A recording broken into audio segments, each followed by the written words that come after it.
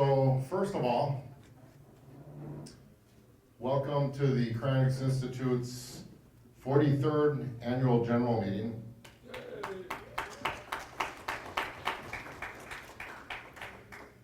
I certainly hope you all enjoyed the tour of the facility. Thank you, Andy, Hillary, and Mike. Are you guys here? Andy, Hillary, and Mike? Could you guys please stand up?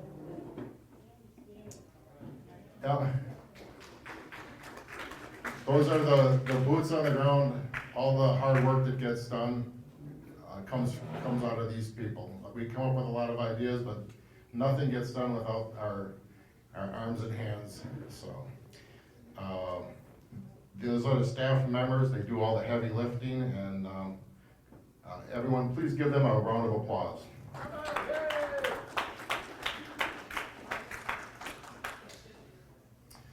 My name is Dennis Kowalski, and I'll be your host for this event. For those of you who don't know who I am the president of CI.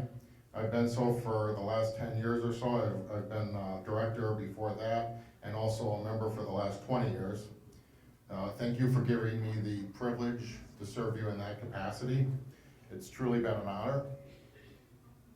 My experience prior to working with CI entails over 15 years of working as emergency paramedic with certifications in advanced cardiac life support, pediatric life support, healthcare provider, CPR, and now I instruct other paramedics in the technical colleges, as well as I work in cardiac telemetry at a major hospital in Milwaukee. But that's enough about me.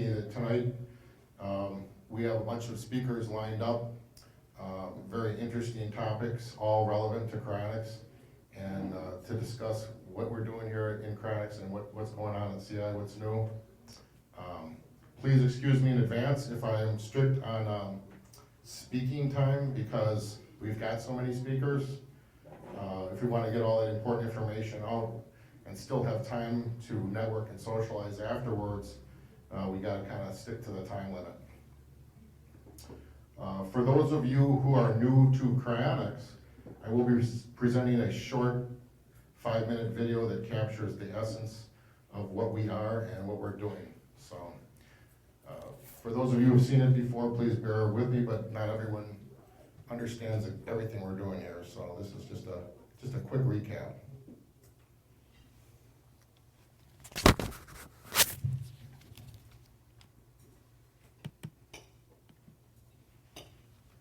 The fascinating science of cryonics could give people a second chance at life.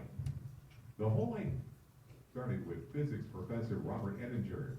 He pioneered the movement with his seminal book, The Prospect for Immortality. He then went on to launch the Cryonics Institute.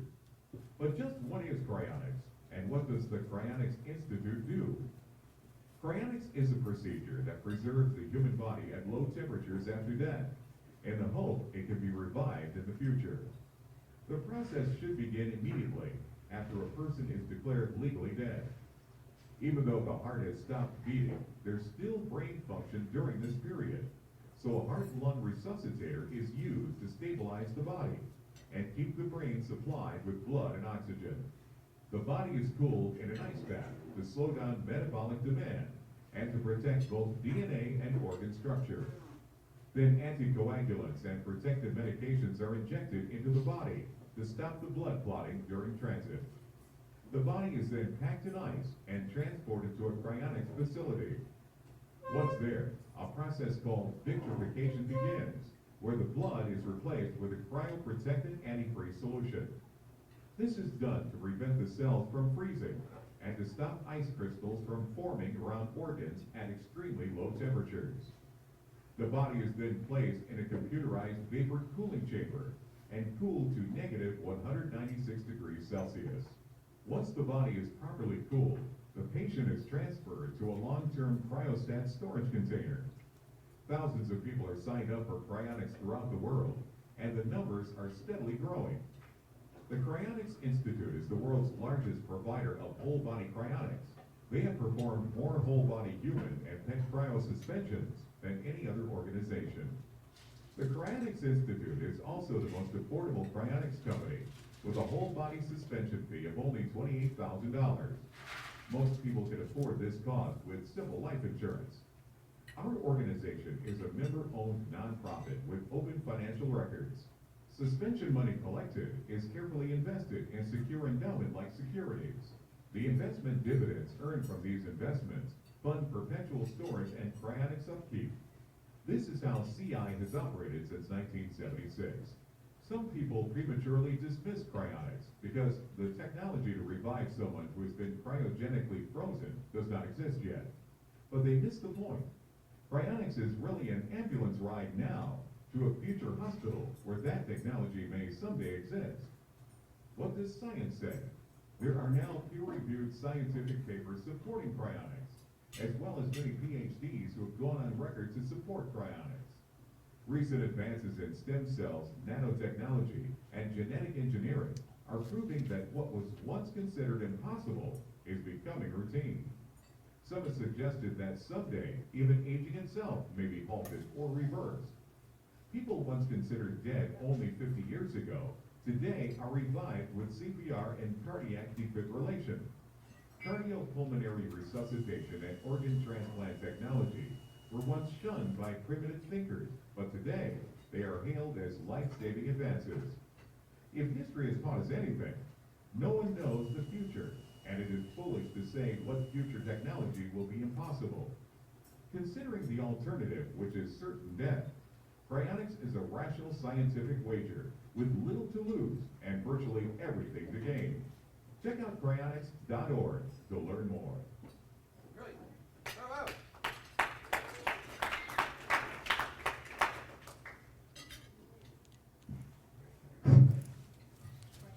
Okay, so that's pretty much what we do in a nutshell. And if you want to learn more, we have our website and our free magazine. I read English all day, every day, and generally makes my read that. Sorry about that. We have our magazine, free subscription, and we have our website. Tons of information for you to look into if you want to learn more. If you understand it and you get it, and you're ready to sign up, meet with Andy or Hillary or Mike, and this is a good time as any to go ahead and start the process. For the rest of you who are new and old members alike, we're always seeking to improve, and that's what the rest of the meeting is going to be about, talking about what's going on, what's new, and the challenges that we face going forward. With that, I'm going to introduce some speakers one by one who will talk about what they are doing to make cryonics better for everyone.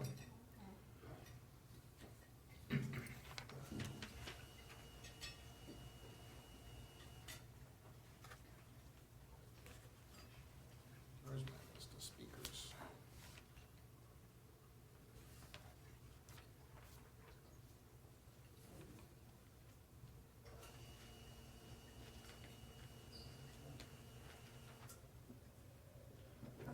Is Joan here? Joan Runkel? Joan, could you come up? I just was talking with her today, and she was starting to give me a brief history of the foundations of the Cryonics Institute. And she's got some interesting stories on the historical beginnings. So here you go, Joan. Joan, by the way, her father, if any of you have noticed the Runkel name on the building, her father, along with Robert, helped fund and found the Cryonics Institute. Yes. So, Oh, really? Bravo. Yeah, so I was exposed to it at a very young age. My dad and I started talking about it probably when I was in the 4th or 5th grade. And he believed it was possible, and so I believed it was possible. And also I was absorbing Superman comic books at the time like crazy, so I believed everything. And my dad said. So we got into this, but I'm just going to tell one short story because we don't have time. But it's of the first freezing. And it was Professor Ettinger's mother. And normally my father never went out of town, but he went to Chicago to the science fair with my mother, out of town, and I was in college. And we had a truck in our driveway with the Cryonics Society of Michigan on it, and that was a mobile unit that my dad and Professor Ettinger had put together.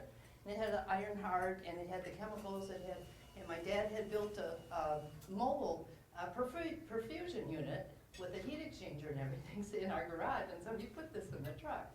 So we had everything to go. So he was out of town, and I get this phone call about midnight, and it's Professor Ettinger, and he said his mother had died. He's bringing her over. And I was like, oh no, you know. So, and I was in college at the time, called my boyfriend and said, he's bringing over his mother. So I'd say maybe half hour later, he shows up in our driveway with his mother on the stretcher. And so they got her in the van, they took off, my boyfriend and I followed, and we said, how can we help? How can we help everybody? And he said, go get ice, go get ice, go get ice. So there's a party store, this was up on 6 Mile Road, where the first lab was. So we went to the party store, the closest one, and we ran in there in a big hurry, my boyfriend and I said, and they had big ice chests in front of the counter. We said, we need all the ice you can, all the ice you can. So we're loading it up and taking it out, and he says, man, you kids must be throwing one hell of a party. And as we went out the door, I said, no, we're freezing a dead body. And he said, oh, you college kids, you guys are so funny. That was it. That was the first freezing. Oh my goodness, I love it.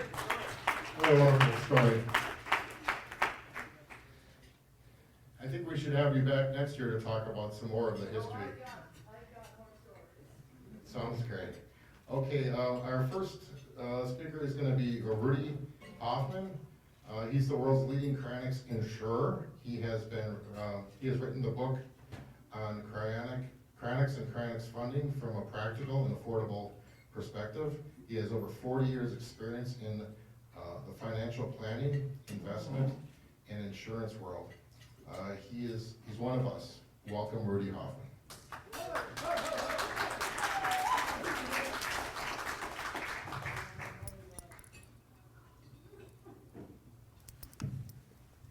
Outstanding. Good morning, good afternoon, and hello, everybody. Wow. Here we are at this, what AGM is this? The 43rd. 43rd Associate General Member Meeting of the Cryonics Institute. How epic is that? Do you guys feel like you're part of history? Because you certainly are. You are visionary leaders, and I'm very honored and excited. Thank you for getting my PowerPoint up, and thank you for having me. I'm Rudi Hoffman. Can I get an idea of who we got going here? Do any of you folks signed up for that thing called cryonic suspension? Any fully signed up cryonicists in here? Wow, bravo, bravo, that's outstanding. Keep your hand raised if you actually are funded and you're solidly funded and signed up for cryonics. That's a very important component, but that's what we're going to talk about. Thank you. Outstanding. Dennis, I want to thank you for having me, and I thank Cryonics Institute for having me.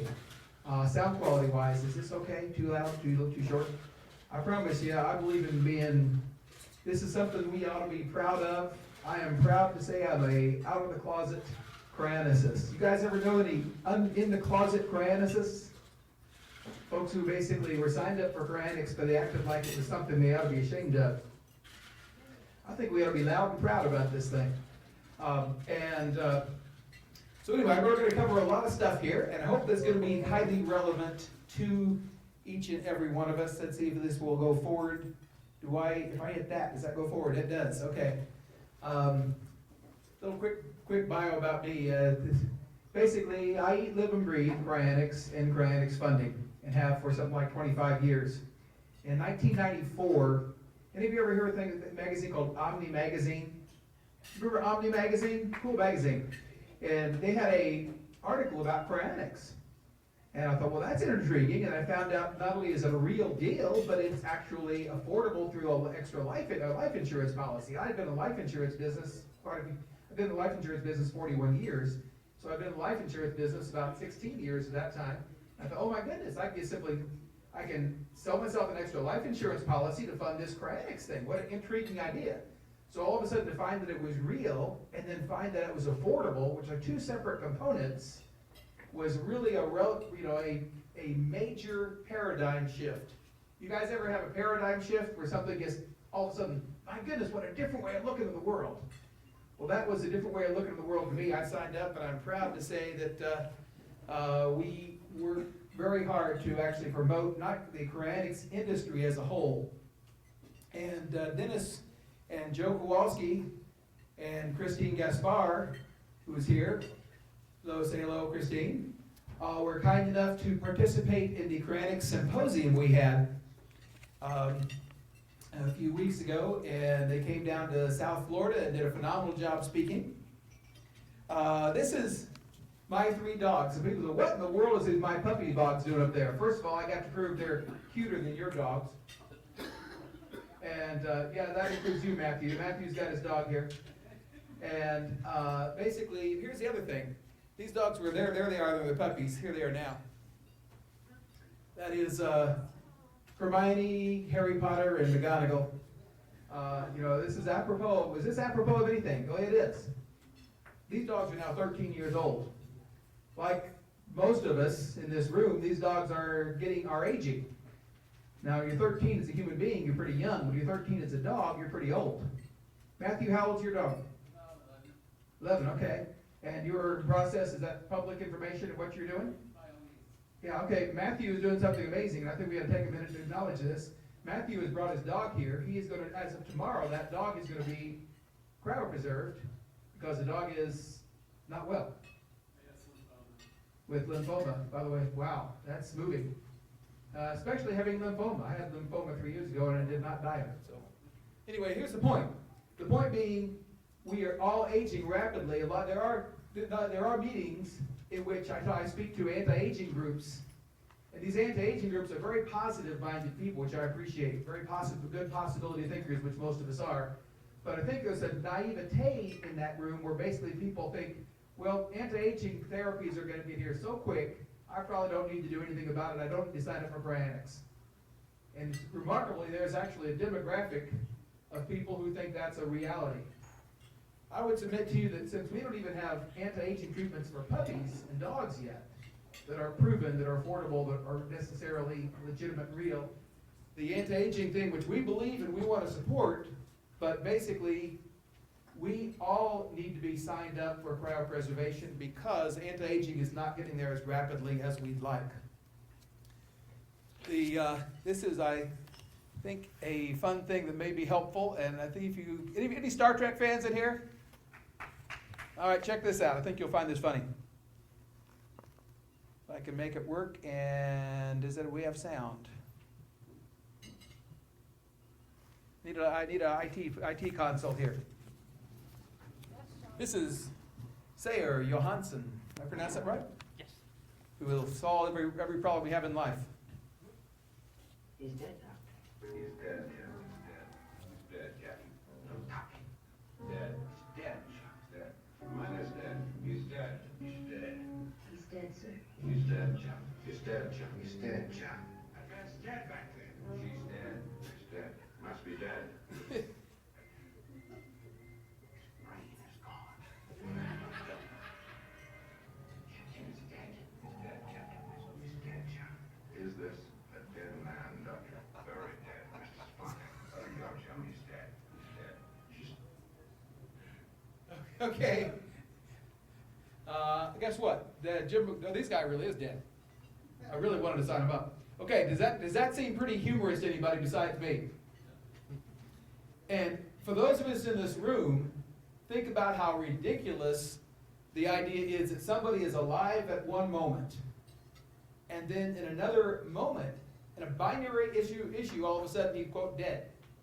Which means his brain pattern will be gone irretrievably. That's especially ridiculous when this is a technology that thinks they can move people's atoms around and reassemble them.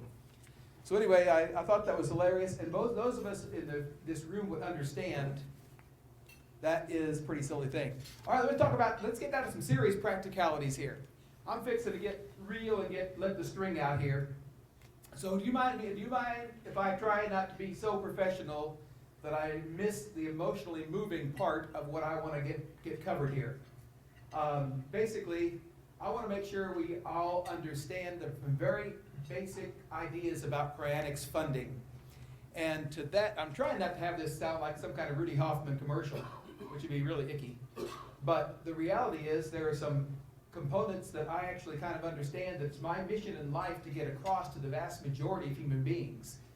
we look around, we see a lot of decent looking folks in this room, but quite frankly, there's not thousands and thousands of people in this room as we might have. A lot of folks out there are not signed up for cryopreservation that should be, and part of the reason is they do not understand that it's affordable, that it's real, that it's authentic and attainable. So one of the things that I've spent the last 20 years or so working is trying to figure out a way to streamline this sign-up process, which quite frankly is a little daunting. Any of you find that that is a daunting process? Basically, it's such an abstract thing, trying to get a handle on this thing. Dennis and I had a great conversation this morning, along with the Nikki and Nikki show, who were talking about why this is not a little more streamlined and how we can make it more so. So one of the things that I've tried to do is put together a website that makes that a little easier, and I want to just take a minute to just summarize that. I don't want to get stuck too much here, because this is basically RudiHoffman.com. And again, this is not a commercial for Rudi Hoffman, but basically what I'm trying to do, in each of us in our own way, should try to figure out a way to accelerate this mean set to where it resonates with more people.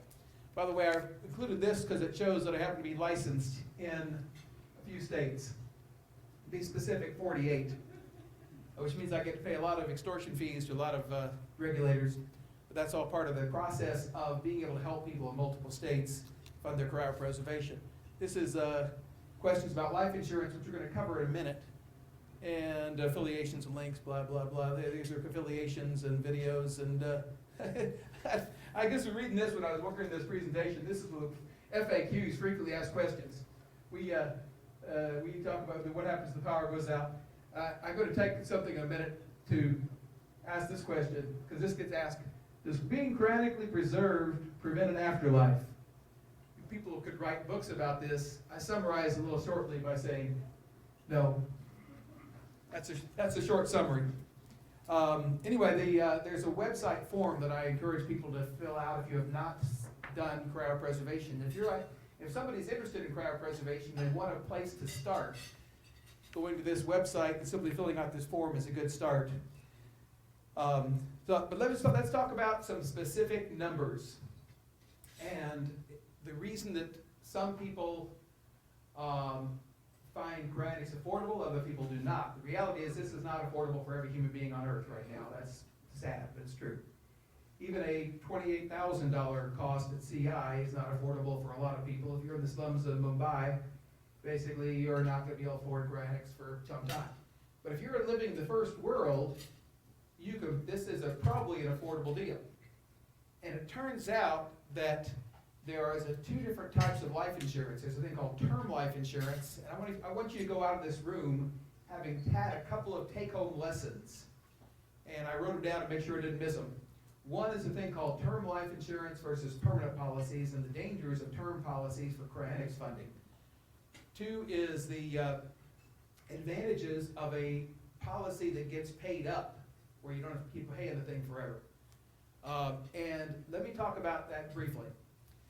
This is a guy who is trying to get a policy, and he did something that's smart. You guys all know the cost of CI by itself is what? $28,000, which, by the way, is very affordable, and CI has done an amazing job of holding the line on that. The reality is that's probably only a part of what you might need to have, especially if you have the Cryonics Institute piece attached to the suspended animation piece, which, if you have the CI and suspended animation and a personal private air ambulance, or what I think Sarah explains that is not a private air ambulance, a private air transport. See, I was paying attention. You did your presentation, Sarah. It turns out the actual global cost is more like $143,000. Well, if you have a life insurance policy, that's pretty doable. But it turns out that it's helpful to have even more coverage for two reasons. Anybody think what those reasons might be? Inflation. Ooh, somebody paid attention. Inflation is one. Is there another one? Begins with a T, technological enhancements. So basically, due to inflation and tech enhancements, the cost of a state-of-the-art cryopreservation with full transportation and rapid transportation will probably increase in the future. So this guy did something smart. He overfunded, as I encourage people to do. So the reason that you have more funding is for inflation and tech enhancements. I know I gotta take time, I got 5 minutes, okay, we're gonna cover this fast. So anyway, the idea behind overfunding, we understand, there's a second thing called a permanent policy. Any of you who have term life, that's not where I ask you to raise your hands, but you probably know term life insurance is level for a term or period of time.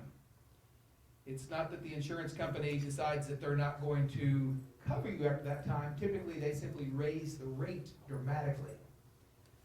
In contrast, the index universal life format is designed to stay level, not go down in coverage or not go up in cost. In this case, this guy's putting $185 a month. Now that's a non-trivial amount of money, I agree. But in this case, he is able to have that fund not just his $300,000 of life insurance, it also builds a cash accumulation. It can be thought of as a long-term savings plan that accumulates a rather substantial amount of money, $1.7 million at his age 100. So $1.7 million at age 100 is going to be inflated, obviously, but having $1.7 million will still be helpful. So there's three components. There's the amount he invests, in this case $185 a month. The life insurance is $300,000, but the cash accumulation, which is also the death benefit, grows to $1.7 million at age 100. That confuse anybody? We're gonna work. If it didn't confuse you yet, we'll keep on working. Nurse Nancy got $150,000 of policy. She's paying $151 a month, and her cash accumulates to $1.2 million. Basically, these are real numbers. It just takes a while for those compounding effects to work. But term life insurance is not a bad thing. I got in the insurance business 41 years ago to sell term life insurance, the concept called buy term and invest the difference. It's perfect for a lot of things. If you got a mortgage, you got paid off, you need a bunch of term life insurance. If you're raising kids, you need a boatload of term life insurance because it takes a very large lump sum to replace your income. But it's not ideal for crowd preservation because we need to make sure we have a policy that's in place in the later years when we die, and term insurance typically runs out, which is why 97% of policies, 97% of term policies never pay a death claim, which is pretty amazing. So what percent do? Give me that. Got 2 minutes. 3%. 97 minus 100. Anyway, so basically, even if we start with term life insurance, it's nice to have a policy that can be upgraded to a permanent policy. And what if you're a little older? Well, this little gal's 45 years old. She can pay her policy off in a short period of time. We have people in this room doing this very thing, I promise you, who are basically realizing, hey, I'm making a little bit of money now. Sure, I want to make sure that my policy stays in place in the later years. Life is uncertain. Life is uncertain, which is why it's really smart to get at least part of your program paid off in a way that will definitely be there. She can pay 7 payments of a single payment of $65,000, or 7 payments of $12,000, or annual payments of $2,600 a year. And what if you're getting old? This guy's 70 years old. There's some folks who have got a few years in this room. But in this case, he's healthy. He could buy $160,000 a policy for about $7,700. Again, that's not a trivial amount of money, $7,700 a year. But look what it does. It creates a tax-free, creditor-protected, absolutely certain lump sum of $160,000. You can scale this down if you want, but that we were showing you what this guy wanted the full package. So obviously we want people to do their homework. We want people to know what you know, to make the informed decision that smart people make. Folks who sign up for Cryonics, folks, are the smartest, best educated people on the planet. You should be proud of yourself if you're in this room. And we encourage people to do research, and part of that research may be checking out the best summary that I've been able to put together. It took me 17 years to put this book together because I wanted to make it fun and interesting and easy to read. Anybody read this thing besides me? Yay, thank you. Thank you very much. Anyway, it's $15 on Amazon, but it's here signed for 10, or if you don't have 10, I'll give you one. Anyway, we got some books, and we encourage you to check that out. And I think that officially brings my thing to a close. Thank you, Dennis. Thank you, Rudi. Big round of applause for Rudi. Did not cover estate planning. Give me another 45 minutes, we'll talk about Cryonics estate planning, which is the second book I'm working on. Okay, so basically, in a nutshell, I think what Rudi's trying to say is Cryonics is a lot more affordable than people think. Cryonics has been, when we first came out, 1976, the price of Cryonics and procedure was $28,000. Today, the price of Cryonics for the Cryonics Institute is $28,000. Adjusted for inflation, we've gone down. The price of the average funeral back then was $600. It's now on average $10,000. So again, we're actually adjusted for inflation going down in price. And not everyone has $28,000. You know, approximately half our members, I'm not sure the exact numbers, do have the money. They have prepaid, and we encourage prepayment. But a lot of people, especially if they're young, they sign up with a life insurance vehicle, and it's very affordable. $28,000 is really nothing. Usually, most insurance companies sell insurance in blocks of $50,000, and if you are employed by anyone, you get a free $50,000 from your employer. So, for the most part, it's very, very inexpensive. The danger is if you are earning term life as you get older and you don't invest the difference, save the difference, or prepay, it gets harder and harder to get insured, and possibly you won't get insured. So maybe it's a good idea to get whole life insurance. And of course, we always ask you to over-insure, just because nobody knows what's gonna happen with inflation. So the bottom line is, Cryonics is affordable. Thank you, Rudi, for that. Our next speaker is going to be Sayer Johannsen. He's been helping me out with a lot of audio-visual stuff here since it's his computer. He's also operations manager at Suspended Animation. They do the standby for Cryonics Institute as well as Alcor and other organizations. With the Cryonics Institute, it's an option. So we encourage people to do something, to always plan and pre-plan. And for some people, if they buy more life insurance, they can afford the SA option. If you can't afford it, then we encourage local options. And there's a million ways to skin a cat. For instance, Robert Ettinger, the former president of the Cryonics Institute and founder, he was suspended, but he was local to the Cryonics organization. So that's one thing we always say, if you can get local and close to CI, your chances and odds are a little bit better. So anyways, he has been operations manager for 2 years. He's been a standby and stabilization team lead for the past 5 years.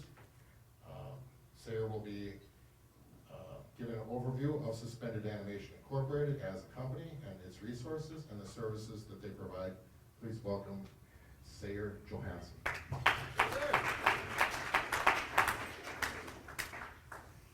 How's everybody doing today? Well, I take it that everybody here is interested in cryonics in some way, shape, or form. Show of hands, how many of you actually have heard of the company Suspended Animation and are aware of the services we provide? So most of you. I don't even need to do my presentation. I'll just walk off then. That's fine. Thank you. So Suspended Animation, it was actually, it's funded and brought up by BRLS, Life Extension Foundation. The brains behind it were Saul Kent and Bill Falloon. They wanted to provide a service for cryonics members that are looking for better service. They're looking for medical professionals to come and do their standby and stabilization and then facilitate transportation to their respected cryonics storage facilities. We have contracts with the Cryonics Institute, and we have contracts with the Cryonics Institute's members, and then we have an overviewing contract with Alcor Life Extension down in Scottsdale, Arizona. What we facilitate is the logistics, the stabilization, and the transport of our patients. Now, this is how much the science has come back in the past 20 years.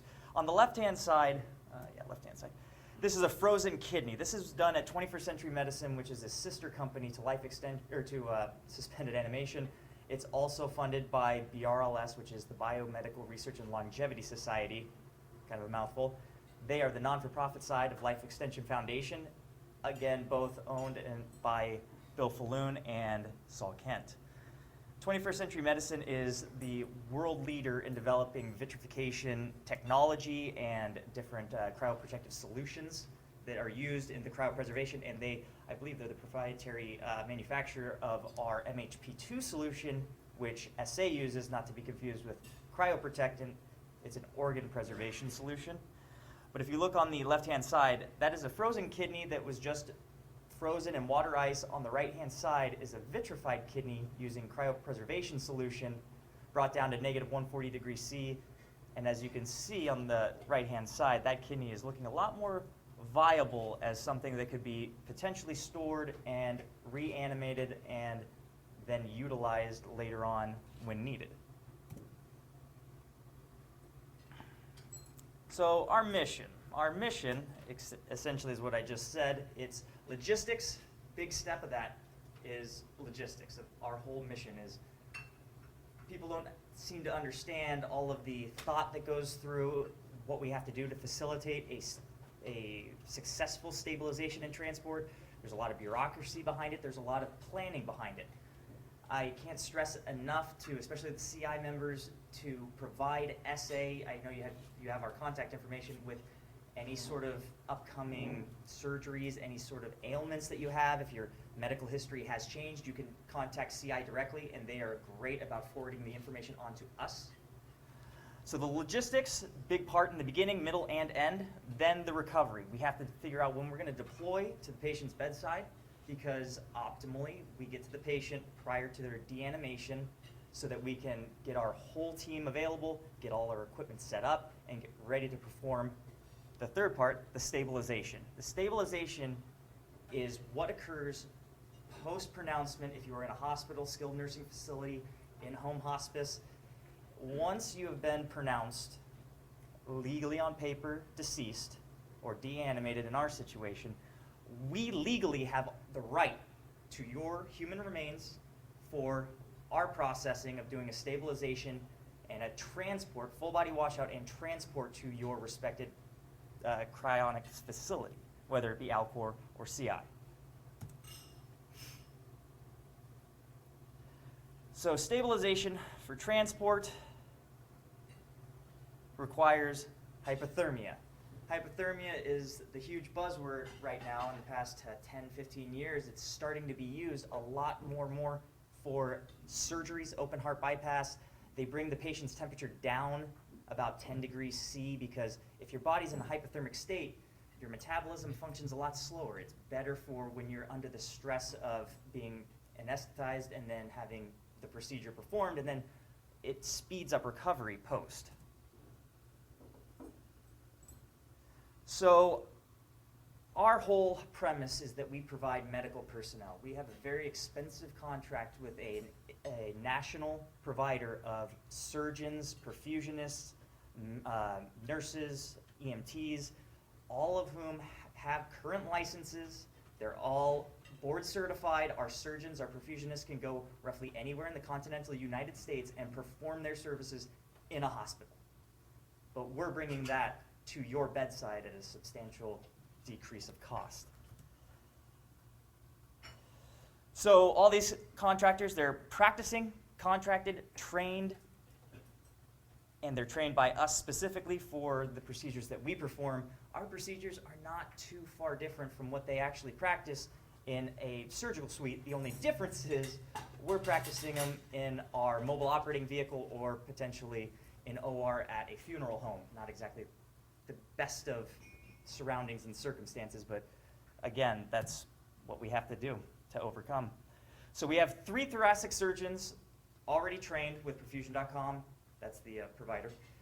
They're located all throughout the continental United States. We actually have a couple more who are practicing physicians that we could pull on if need be, if we have multiple cases all across the continental United States. We do not provide international services at this time.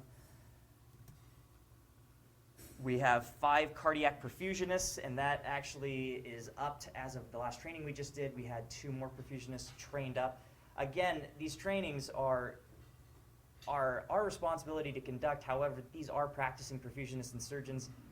We could take just about any surgeon and perfusionist into the field as long as they're willing to work with us, they'd be able to pick it up pretty quick. It's a common procedure in the hospitals. The equipment we use is medical certified equipment. We use an SCPC, which stands for Soren Centrifugal Pump Circuit. It is the same instrument you would find in many hospitals to perform open heart bypass in any surgical suite. We have the AutoPulse, which is our automated cardiopulmonary support system. So back in the day when people were using, I think there was a picture that CI uses the thumper, the old pneumatic piston-driven CPS device. Then they came out with the Lucas, which is another electric CPS device that was a piston. We tend to stay away from that because there have been situations where broken ribs occurred.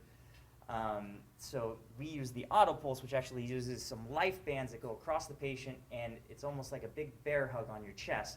And it actually helps, we think, perfuse just slightly better. There's varying thoughts on it, but it tends not to crack ribs, which is a big plus when we're gonna then proceed with the thoracic surgery later down the road after we get the patient stabilized and moved into an operating facility. Then we'll use the EZIO, which is an intraosseous needle. It's actually a drill that will screw right into the bone marrow. And the reason we do that, as opposed to doing, say, an IV line or a PICC line, is it's secure. We can push medications very viciously, well, viciously is a bad word, very quickly. How vicious is it? Yeah, aggressively, there we go. Very aggressively, and it's an anchor point. We're moving around. Things are happening really, really quick. Once we have access to a patient, the patient is pronounced, all of this happens within minutes. We have 3 personnel usually in the room at the time to jump on the patient, move the patient to our ice bath that is specially designed ice bath, hook them up to CPS, hook them up to a ventilator, which we use a military-grade ventilator, the Automedics. You probably, if anybody has served any military time, you probably have seen these in the field. They actually have an upgraded model called the Save 2 now. But it is military grade. We send them off every couple of years just to get recalibrated, even though it's not really necessary, they say. We still want to make sure that our equipment is up to snuff because just like the military, we tend to batter it around a lot when we're on air cases, carrying these stuff through TSA and on airlines. And then we also have some proprietary specially made equipment that SA designs ourselves, our ice bath liners, our cooling masks that I'll show you a picture of later. But for the EZIO needle, we wanted a secure anchor point into the bone marrow to be able to push those medications. There are a few different IO devices that I know that CI might use, that Alcor might use. So on the top left there, you see our ice bath. That is actually our portable ice bath that we designed. It actually folds up into about a 3x3 by 12-inch case that we can actually take on airlines with us because we do have 2 operating vehicles. We have one in Southern California and one in Southern Florida, but all of our patients are not exactly there, are they? So we have to get all of our equipment packaged up at a moment's notice and sent on an airplane. That's why we also have 3 additional air deployable kits. This second picture is the actual AutoPulse device. It's used a lot by rangers and med flight companies because it can actually be torsioned to any degree and strapped to the patient and provide CPS even when there's not a hard surface to lay the patient on. So I've actually seen people extricated by crane and winch with those things actually pulsing. We're going to intubate the patient because one of the main things is we want to keep that blood oxygenated going to the brain. We want to make sure that we have a secured airway, so we actually use what we call a combi tube, or some people call it a king tube. It's a dual lumen device, so it really gives us a secure airway, again, for all the jostling, because we're going to have that thing running, or that thing in place, the ventilator running, and the AutoPulse running, which is just like doing CPS in a code blue situation. And then lastly, that is our Save ventilator device. As you can see, it's nice and portable, perfect for our needs. This is some of the proprietary design that we have made. It's our SA cooling mask. I think Alcor might have copied a version of this for their use. But essentially, that's going to be placed over the patient's face. It has an open bottom, just in case it needs to be removed for any sort of reason, and it won't obstruct the ET tube, or if it needs to go on after the ET tube is in place. We don't have to remove the ET tube. This is made out of 3D printed plastic. Essentially, that is going to be hooked up to a sump pump down at the patient's feet in the ice bath, And what that's doing is it's drawing upon all of this water and ice that's around the patient and rushing it up to the face, which that is the primary goal, is to cool that neuro area. So we have two vehicles for surgical support. One is in Southern California, one is in Southern Florida. We drive those up and down the East Coast, West Coast. I know the East Coast one has gone all the way as far as New York, depending on how much time we are given of a patient situation. And then we have, that's a picture of our operating vehicle in Southern Florida. And just to give you an idea of the conditions we're in, this is how cramped everything, well, it went away too quick. It's a very cramped situation in our operating vehicles, but it's far superior than having to go to a funeral home, because I've actually parked these vehicles outside of hospitals in loading bays where I've gotten permission through security, through the nursing staff, through the administrative staff. Hey, once the patient has left our facility, you can do whatever you need to do. Perfect. I don't have to waste time hopping on the freeway and going to a funeral home to start my surgery. I can do it right there in that bus. We've had a situation where a patient went down and we were down and out of the hospital within, I think, 15 minutes, and we were actually waiting for the patient to cool even further prior to starting surgery. So we have 3 fully deployable air kits, 2 of which are in California, one of which is in Florida. Our main facility is in Southern California. The Florida facility has one full kit and also has extras in case there was a situation where we needed to repack that really quickly. We could get it done. So on every case, we're going to have 1 surgical professional and we're going to have 1 perfusionist, and then we're going to have, at minimum, 2 other personnel, whether it be me, our client's services donor recovery personnel, Ryan Levesque, or we have actually just contracted with a local presence in Southern Florida, Christine Gaspar, who is actually employed by BRLS, our grantor company. She is a full-time employee of BRLS doing some research down there in Southern Florida. However, she is being given to us as a full-time contractor in the event that, hey, we need a presence there in Southern Florida. She's first responder. That's her role down there. So we do provide annual training. It's only for medical personnel. We don't like to give this training to the layperson because we really don't want the layperson trying to perform these services in the field. In the event that something should go wrong, in the event that legalities are sidestepped, it could be a very slippery slope for the people performing the procedure and for the people receiving that procedure. I've had people ask if they could have bone guns or medications at their homes. The issue is, if a patient is to, say, die suddenly in their home unwitnessed and you call EMS, they're coming out and you decide to start pushing medications or whatnot, the EMS is going to arrive and say, this is now a crime scene because we don't know exactly what killed this person. So just be aware, you do not want to start intervening until EMS has come, the patient has been pronounced. You can do CPS, any good Samaritan can do CPS. You could even put ice packs beside the patient if you wish. I still would say slippery slope. So, put ice packs beside the patient until the patient is pronounced. I've actually had people do it. EMS is going to look the other way, but that's off the record. Our training temperature curves look like this for our pig practicum. That's what our training consists of. We will actually euthanize a pig in a USDA slaughter facility and provide do full open heart bypass bypass, and this is what a good temperature curve would look like. We always monitor the arterial and venous temperatures, and then the nasopharyngeal is our best way of getting a measurement of what the brain is actually cooling at. Expectations of contractors, again, the expectations for our contractors, professional, flexible, and they have to be team players because it gets to be very stressful in these situations and you're in very confined quarters. Everybody needs to work together. Everybody needs to be on the same page. We've had situations where people just didn't fit the mold when we do trainings. They just were not meshing with the rest of the group, and that's fine. It's just as similar as any EMS ambulance company. They can really kind of weed out who is going to be up to snuff. We also contract with funeral directors to get death certificates, transit permits, prep room rentals. One of the biggest issues we always have is getting a transit permit for patients who are pronounced out of state. You have to have a transit permit to transport any patient over state lines, whether it be to CI or to Alcor, you need that transit permit. Thankfully, most counties and most states are going to an electronic submittal system, so we don't have that too much anymore. But the transit permit is going to be an issue if there is any sort of foul play thought to be involved, or if a patient is passed that was unwitnessed. Again, that can be an issue where the medical examiner might have to step in and do a investigation.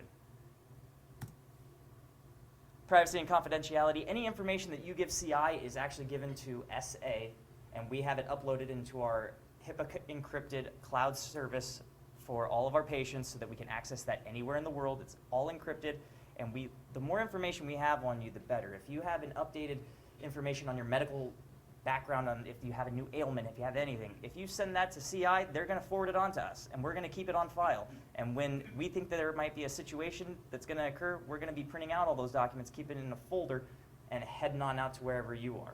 And the more documentation we have, the better we can assess the situation.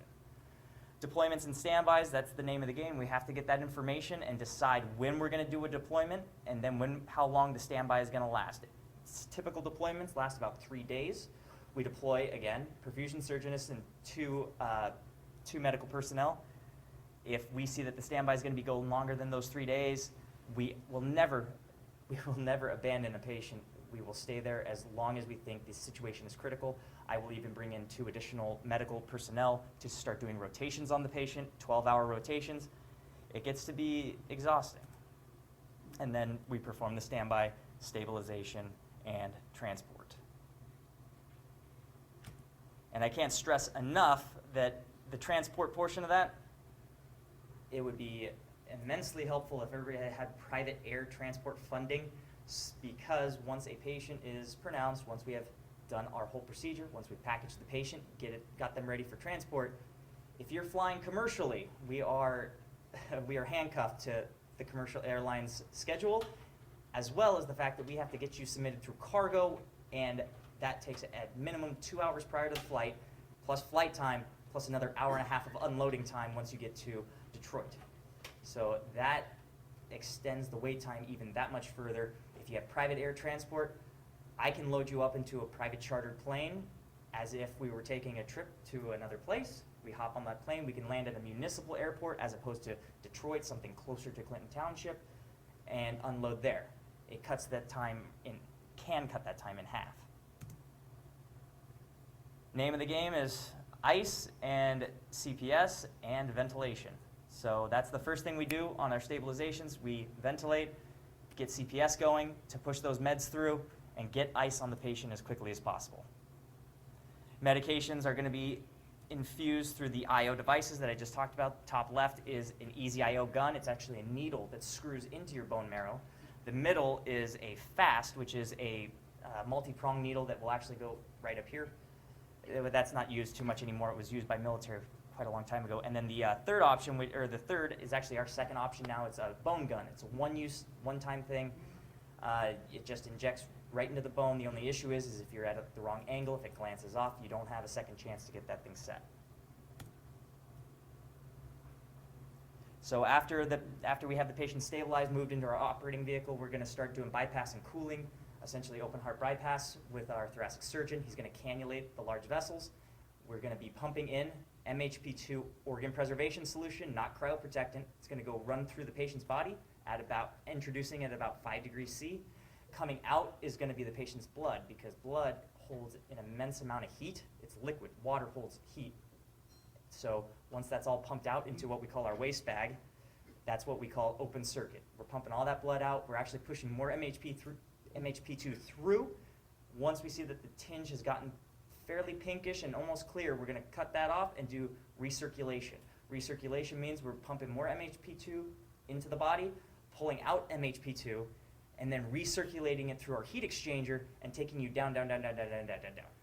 It's a very efficient process for cooling a patient, far superior to anything else that you could do for a patient, including external cooling in any form. Once the patient has gotten to roughly -5 degrees C, we're packaging and transporting. The MHP2 organ preservation solution is not designed to go below 0 degrees C.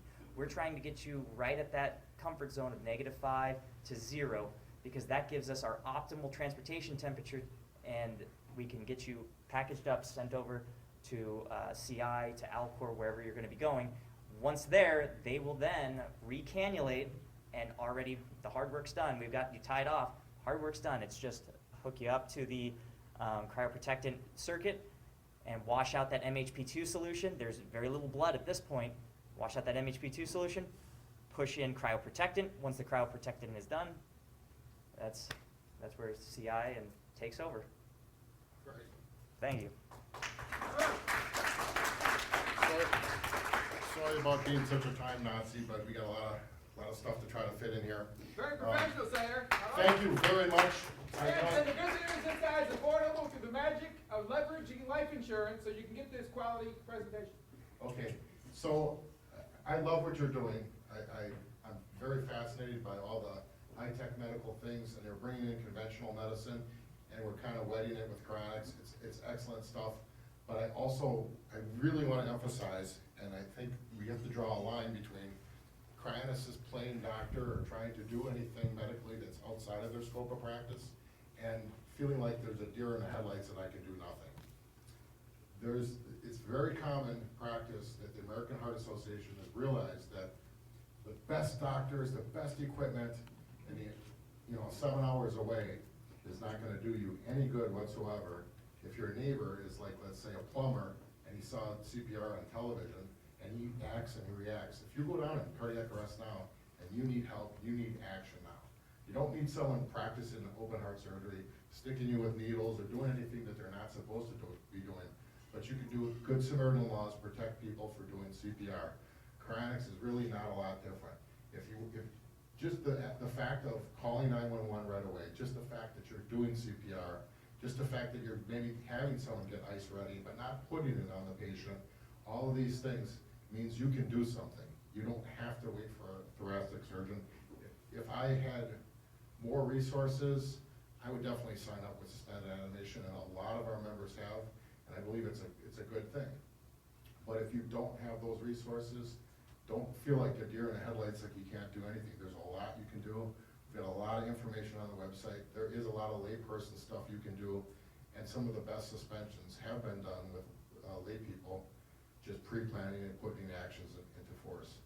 So, but I understand there's that fine line. You don't want to be doing anything you're not supposed to be doing and get everyone in trouble. You end up in jail. The person's going to get autopsied and so forth. So, but that's not just in chronics. That's anywhere. That's anyone doing CPR. You can't practice doctor on someone. So it's just you have to have a level of common sense involved there. So just wanted to clear that up and not scare everyone to thinking that you absolutely have to do this or you have to do that.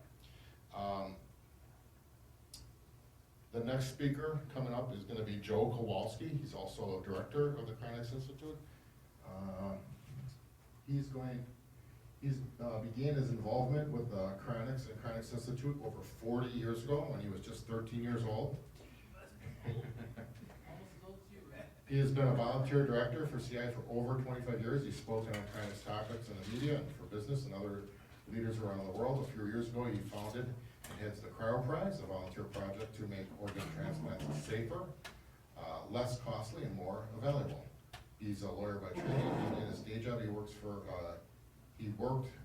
U.S. Senator Carl Levin of Capitol Hill in Washington, D.C. for the Federal Trade Commission, and created a nonprofit law clinic, which he ran for nearly a decade. For the past 20 years, he has been a financial consultant, owning his financial consulting firm for the past 10 years, and he also manages the Cryonics Institute's managed assets, and that's what he's going to be talking to you about today. A big round of applause for Joe. I think I'm actually talking about the cryo price at the moment, and then Steve, are we talking about the investments afterwards? We're going to talk about the investments afterwards. Thank you for that wonderful introduction. I got to tell this story, I'll try and keep it short, but it's a really good story. In 1987, I heard Senator Mitch McConnell, who was introduced just like that with a wonderful introduction, and he talked about President William Howard Taft, who was introduced by Senator Chauncey Depew many years ago. President William Howard Taft, you may know, was rather rotund. And Senator Depew was talking about how President Taft was pregnant with courage and pregnant with integrity, and he just went on and on and on. It was a wonderful introduction. And when President Taft got up to speak, he said, I want to thank Senator Depew for that very fine introduction. And I should like to say that when I do come to term, if I have a girl, I will name her Integrity. If I have a boy, I will name him Courage. But if, as I suspect, it is merely gas, I will then name it Senator Chauncey Depew. I wanted to thank Rudi. You know, he mentioned we were down in Florida at this symposium that was down there. It's online if you want to see it. A bunch of us who are here today spoke: Christine Gaspar, Ben Best, Dennis Kowalski, Rudi, of course, and myself. I was the second speaker, if you want to just see one, you know. It's online. If you go to YouTube and you go to Perpetual Life, and then if you click on that picture of, well, Rudi was there, and why is it not coming up? Is it supposed to come up if I double click on it, or do I have to press it or something? Just have to press it. Press it. Okay, so if we go to 3039 on here, I just want to show one item on here. Stream. Oh, yeah, stop talking. I'm sorry, Neil. Or more. Yeah, he's a good guy, but we're going to stop talking. Here, for the first time, I'd like to let you know. Who in the early part of the last century All right. run a mile in under 4 minutes. Not possible for a human being. 8 seconds. I'm just going to leave it there for 8 seconds. There we go. That's what I wanted to show you. Impossible is just a big word thrown around by small men who find it easier to live in the world they've been given than to explore the power they have to change it. Impossible is not a fact, it's an opinion. And I think that's really important that we have to remember. A lot of people say that we are arrogant in trying to do this kind of thing. I say the people that say this cannot be done are the ones who are arrogant because they know what we can do and what we can't do. And we're saying we're not sure. We're doing the best we can, we think we can do this, and we're going to give it a try. So I think that's very important to remember. We are trying to copy nature, and by the way, I do recommend looking at this. I did a 20-minute talk, each of us did a 20-minute talk, and I don't have that much time here today, so I'm not going to talk about most of what was in there, but they're pretty good. Perpetual Life, and then search for Rudi Hoffman's face on there, and you'll see it. On YouTube. So we're trying to copy nature. The wood frog freezes over the winter. The brain stops, the heart stops, the lungs stop, and then in the springtime, it all starts again in the right order. It's amazing. Nature does this. The nematode has been frozen, and its memory has been shown to be intact after being revived. Tardigrades, water bears. I have a really cool picture of them here. I'm not going to show it. Water bears, they've been frozen. They freeze over the winter, and actually Japanese scientists froze them for 30 years and brought them back, and they've made little baby water bears. So they're living, they're alive and well now after 30 years of being frozen. So we see it can happen in nature. Human beings have had an amazing ability to copy from nature. Everything from Velcro to dialysis machines to airplanes. We've been able to copy nature. Why shouldn't we be able to copy nature with regard to this? All right, great. But it's not happening. And people, as Dennis mentioned, or Rudi mentioned, somebody mentioned, there aren't thousands of people in here right now. What's going on?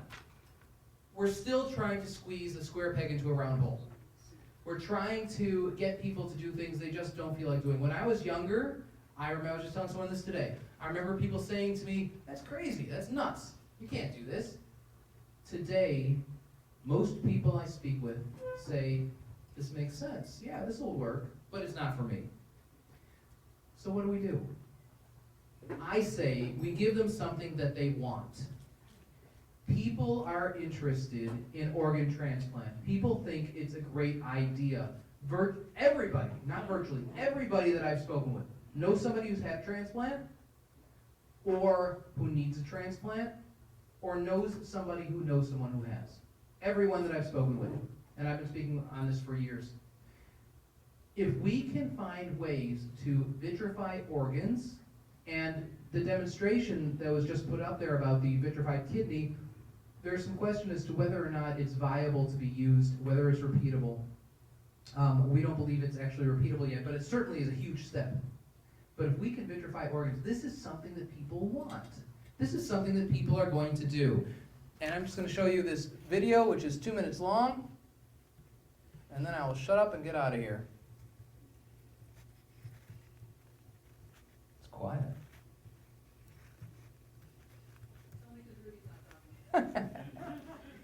Do you know you can hear this in the bathrooms? This you can hear it in the bathrooms. I was in there.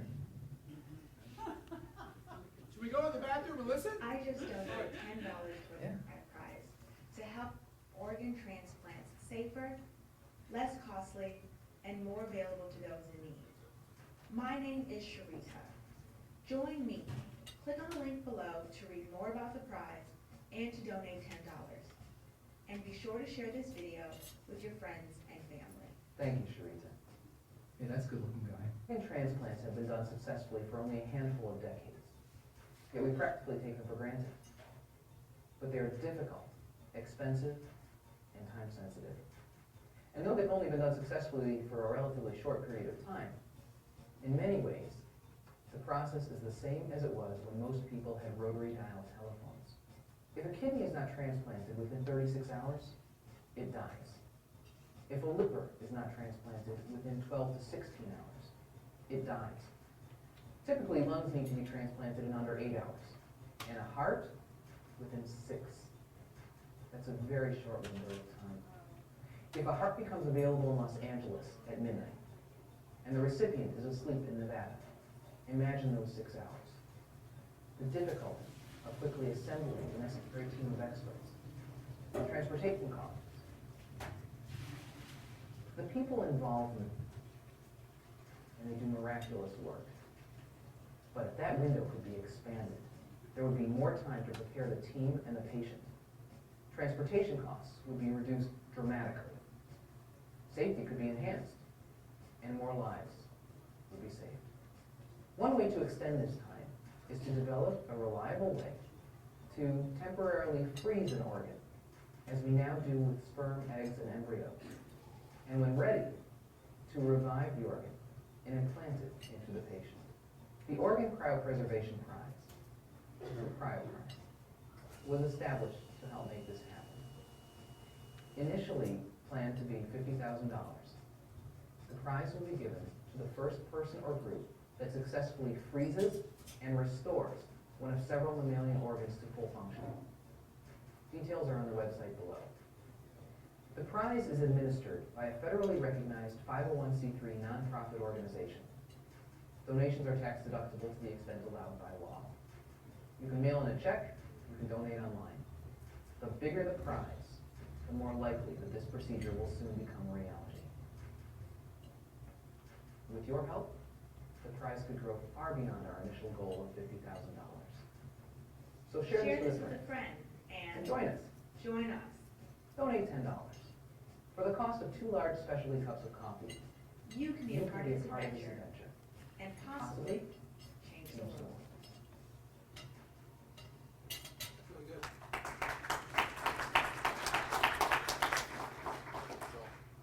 Yeah, how do I stop it? There we go. www.cryoprize.info. I can't do this alone. The few of us that are working on this are all volunteers. We're looking for corporate and other pledgees, not people to donate money even, just pledgees, people who will pledge $10, $20, $30,000, $50,000 if this is successful. How many organizations will say to you, hey, only give us the money if we're successful? That's what we're looking for. And if we are successful with organ vitrification, then cryonics will become a reality. So I'm asking for your help.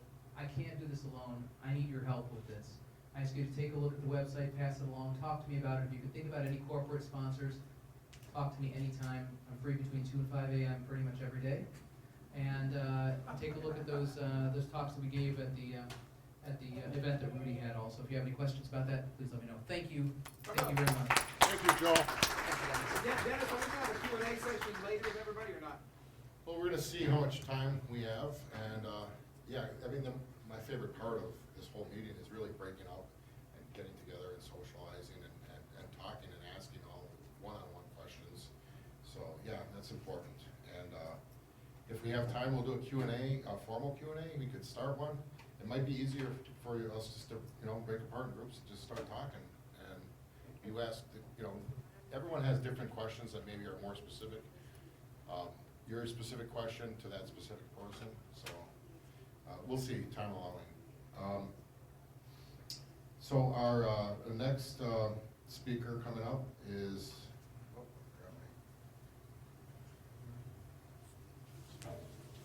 he knows who he is. It's Pat Heller. He's CI's treasurer, and he's a member of the board of directors since 1980. He's now the senior board director after working as a certified public accountant in the Detroit area. He became owner of Liberty Coin Service in Lansing, Michigan, which is Michigan's largest rare coins and precious metals dealership. He sold the company almost 5 years ago, but still works there as communications officer. And at Liberty, he earned a large number of national, state, and local awards. We're very pleased to have him at CI. Please welcome Pat Heller.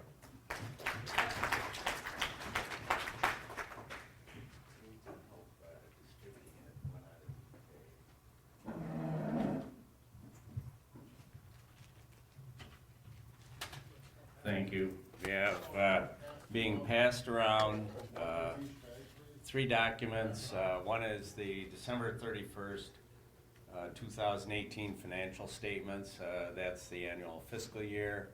The June 30th, 2019 6-month financial statements. And then because the finances of the organization are so variable when you look at a short time period, I prepared another document showing you the 3 6-month periods, January to June 2018, July to December 2018, and January to June 2019, and then average them out so that you can get an approximate idea of the average results.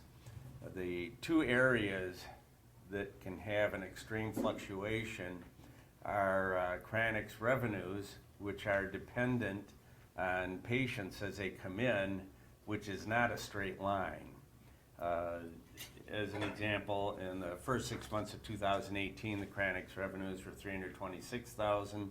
In the first 6 months of 2019, it was only $144,000, and that affects cash flow. The other huge variable is return on investments.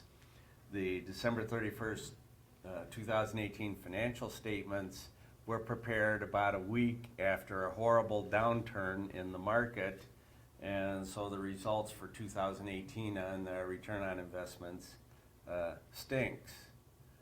But then in the first 6 months of 2019, the gain on investments exceeded the loss of the last 6 months, so it's more helpful to look at an average return rather than saying it's spectacular this 6 months or it's a disaster this 6 months. From that, I prepared a projection, and this is not an actual budget, but a projection to give you an idea about what the 2019 financial expenses or financial results may turn out to be. I did project gain or loss on investments as 0, even though in the first 6 months it was a hit of $678,000, and Steve Loix will discuss more on investments since the, after me. But for instance, the facilities costs are now running about $11,000 a month. That includes depreciation, which is a non-cash expense of the assets other than cryostats. The personnel cost, which is 3 employees plus Dennis's time, running about $22,000 a month. And then there's just some other expenses, such as telephone, research and development, office supplies, advertising, bank charges on top of that. So before taxes, I project Cryonics Institute to have an annual expenses of about $540,000, which is about $45,000 a month. We don't necessarily need to have that much revenues to cover costs, because if you look at the bottom of the analysis, the organization also takes in memberships and has a history of receiving bequests that do not go through the revenue statement. They go direct to capital.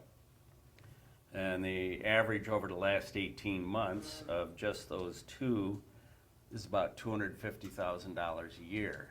So that's one reason that even if the organization does not cover its expenses, its assets can continue to grow. At the end of June, the Cryonics Institute had over $8 million in assets, of which over $7 million was in investments.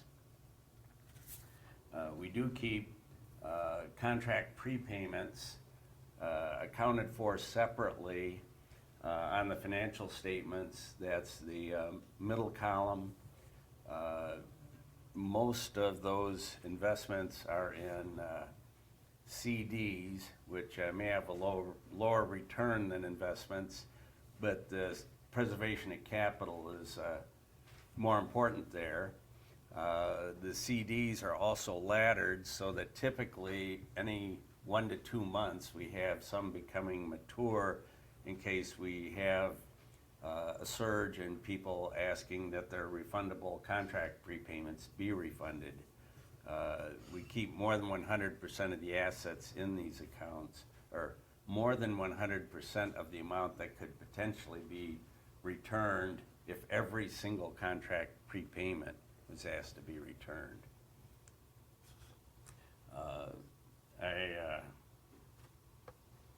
I have time for a few questions here, but if we have a break or after the meeting, you can also ask me some personally. Does anybody have a question right now? Can I just put it another way for people to think about it, exactly what Pat said, but if you take our revenues that are recognized on the income statement plus the additional cash we get in through memberships and bequests, it more than covers our expenses. And at the same time, because those are not income taxable, we don't have to pay any tax despite the fact that we are having positive cash. That's correct. By going direct to capital, that doesn't go on the income statement for income taxes. At June 19th, the, in effect, net worth of the organization was about $5.9 million out of the $8 million in assets. Yes? Question. You've got lumped together here under salaries and wages, service administrative. Are you telling me that a cumulative people who are hired at CI are making only a total of $38,000? Okay, service or administrative services, that's Dennis' cost. He is a contract, or actually you have an LLC or a sole proprietorship that is paid for his services.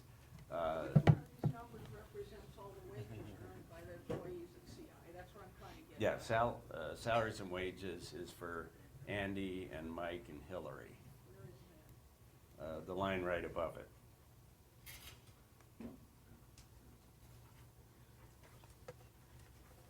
Yeah, the line you're referring to for Dennis is services administrative. And then on the line above that, it says salaries. And that's the other 3 individuals, or are there more? There are only 3. We do have an occasional instance where a next door neighbor may, of the facility may come to check readings. That tends to show up in, maintenance, repair, facility services. We hire people on a contractual basis to do jobs. A lot of the work that Doug does with our website and so forth is on a job-by-job basis. Part of the reason why I'm paid as a non-employee is so that they don't have to pay any benefits, health benefits, or any of that stuff. Yes. How do you define a prepayment, a gift, a donation, and why do you make it so it has to be refundable? Restate that question. The question is, what is a contract prepayment? Within the contract that CI's issue, it's specified that any prepayments may be refundable on request. Why is that?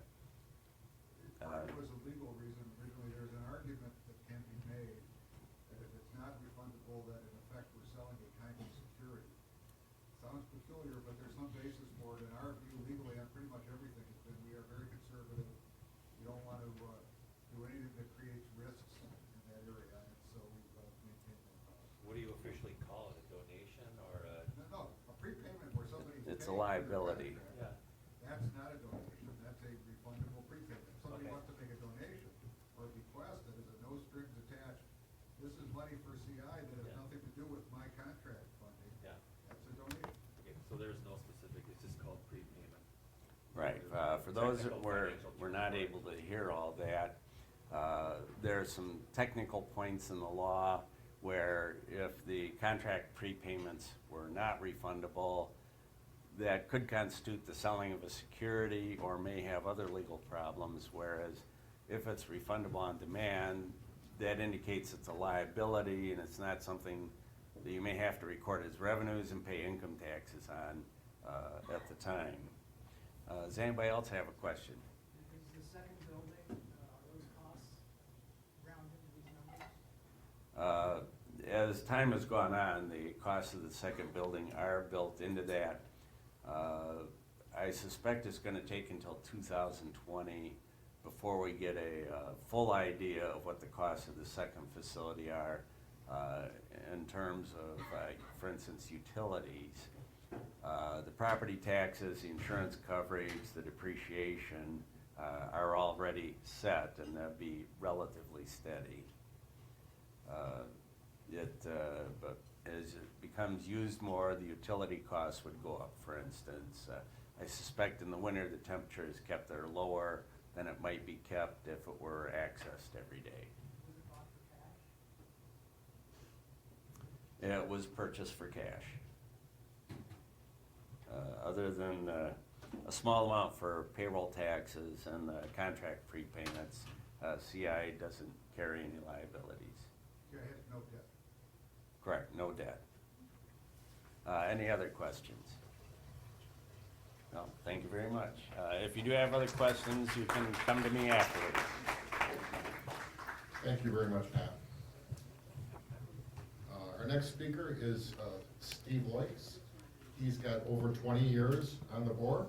He's got a financial background, periodic accounting revisions and audits for CI. He works in the automotive industry, leads a software company outside of CI. And today's talk is going to be about CI's accounts and financial investments. Thank you. Big round of applause for Steve. Thank you. You might need this. Don't walk away with it. So I like to follow Pat because I call this session the layman's explanation of our financial statements. We had some good questions, but I just put up some bullet points, and we're fortunate to have Pat on the board. It would cost a small fortune to have an accountant come in and produce all of our financial statements. But sometimes accountants talk accounting speak. Really, if you're looking at what he passed out on the balance sheet, just look at the right-hand column. Accountants like to separate things for tracking purposes. That's the most important column on the balance sheet. Yeah. This is the one with the smaller print is our income statement. And we can talk about the income statement here in a bit too. You look at the balance sheet. The balance sheet, yeah, the December of the. But the bottom line, it doesn't matter if you look at the December one or the June one. Month over month, quarter over quarter, year after year, they really look the same. They're solid. We have a very solid financial condition. As it was stated previously, we have no debt. Yeah, you'll see a couple $1 million in debt. Accountants like to treat things and carry things, prepaids, for example, as a liability. So that does show up as debt, but that's I wouldn't consider that a debt. It's really part of our investments. We have over $7 million in investments, which includes those $2 million. Kind of going back up here, our land and building are paid for. We pay for them for cash. Even the new building, we don't depreciate the land, but we depreciate the building. Andy keeps it up to date. A ton of labor. These things don't depreciate, but for accounting purposes and tax purposes, we depreciate them so that we show a loss. So we reduce our taxes. Very fundamental. A very prudent thing to do. Our next largest asset are the cryostats. They'll probably last for 70 years, maybe longer. We depreciate them or expense them over 7 years. Further, if you look at our income statement, for those of you who would like to look at those things, we actually show a loss when it's really more of a paper loss or an accounting loss than it is an actual loss. So that's one of our biggest annual expenses is depreciation when our assets really are not depreciating. So solid, no debt, and a couple very large portfolios. So hopefully that's really what if you're trying to summarize what those statements say, that's really what they say. It's good news. There's probably not too many entities that can stand up here and say they have no debt, their buildings are paid for, and we actually make more money than what we show on paper. Fair enough? Okay, the other item I wanted to talk about, if I can get this to advance here, paying the price here for not getting, okay. So we have, a couple years ago, we switched. We used to have a committee approach to investments. Now we've moved the majority of our funds into unmanaged and a good portion into managed funds. And Joe's gonna come up here and talk. He manages, he overlooks the managed funds. But the majority of our funds are in unmanaged index, heavily weighted towards the equity markets, US and international, near zero cost Vanguard funds. So we generally believe that you can't beat the market, so just invest in the market and let your assets grow. Joe is a financial professional. He does this for a living, and he feels over time he can beat the market. So we have these two competing strategies for a little over 2 years, and I'm going to show you how the unmanaged has performed, and Joe's going to come up and talk about the managed. So if you look at it's about $3.3 million in this portfolio. The vast majority are stocks with some bonds and some short-term reserves of cash reserves or money market funds. But again, and that's a little bit of an eye chart, sorry. But the largest holding, about 30%, is in the Vanguard total stock market. Again, for those of you who do some casual investing, those are basis points of cost, very, very low cost, near zero. We have some, and then the next largest, and it goes down from there, goes Vanguard International Stock. And I'll talk about international stock here in a minute, because we decided not just to invest in the US S&P, for example, that we were concerned, if we don't have all our eggs in one basket, so we spread it around the globe, so to speak. And it was actually, and that's good and bad. So a couple years ago, we moved the funds in. This is the influx of funds, and this is the performance over the last couple years. You can see there's been a general increase. We're up about 7% in the top rate, 6.9% at the end of last month, which is just a modest return, while the S&P has been up about 20% over that same period of time. Actually, I think this is an annual return, and that's a total return. But anyway, the reason our performance is under the S&P is because the U.S. market has done better than the international market. So we've been weighed down by having more of an international exposure than just a U.S. exposure. And so that does, I've been up here in other years where the international and the dollar has weakened, and we've benefited from that. So it goes back and forth. So again, unmanaged, and we just kind of invest.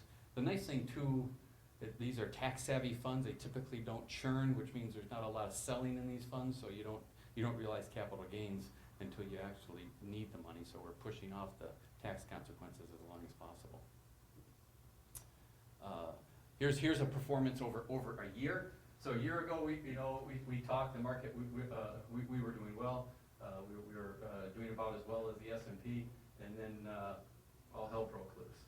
And the financial statements that Pat handed out at the end of 2019, this one was down 300,000. It looked like a bloodbath. That's why that's red, I guess. It wasn't pretty. We rebounded quickly and are back in the green, so to speak, and have a modest gain about where the S&P is for the year. I just wanted to give you that short-term view. Don't really like to look at things in too short-term of a window. So those are a quick synopsis on the accounting and a look at our unmanaged funds. Any questions before? And Joe's going to come up and talk again about how he handles the managed part of our portfolio. So we're good? Okay. I just had one quick question. We had more in the bonds than in the cash reserves, right? We have more in the I haven't looked at it in a while. Yeah. Yeah. We should. I think your chart was. Oh, is it backwards? The color was like short-term reserves is green, and that's bonds, and then bonds blue is. So we have more in the bonds, and this, Yeah, some of that's these what I are thought. bonds, some of these are bonds, just short-term bonds. Okay. Yeah, so, Okay. it's very, very, it's One almost. question before you Oh, walk away. This is, yeah, this is reversed. I see what you're saying, yeah. One question Yeah. before you walk away.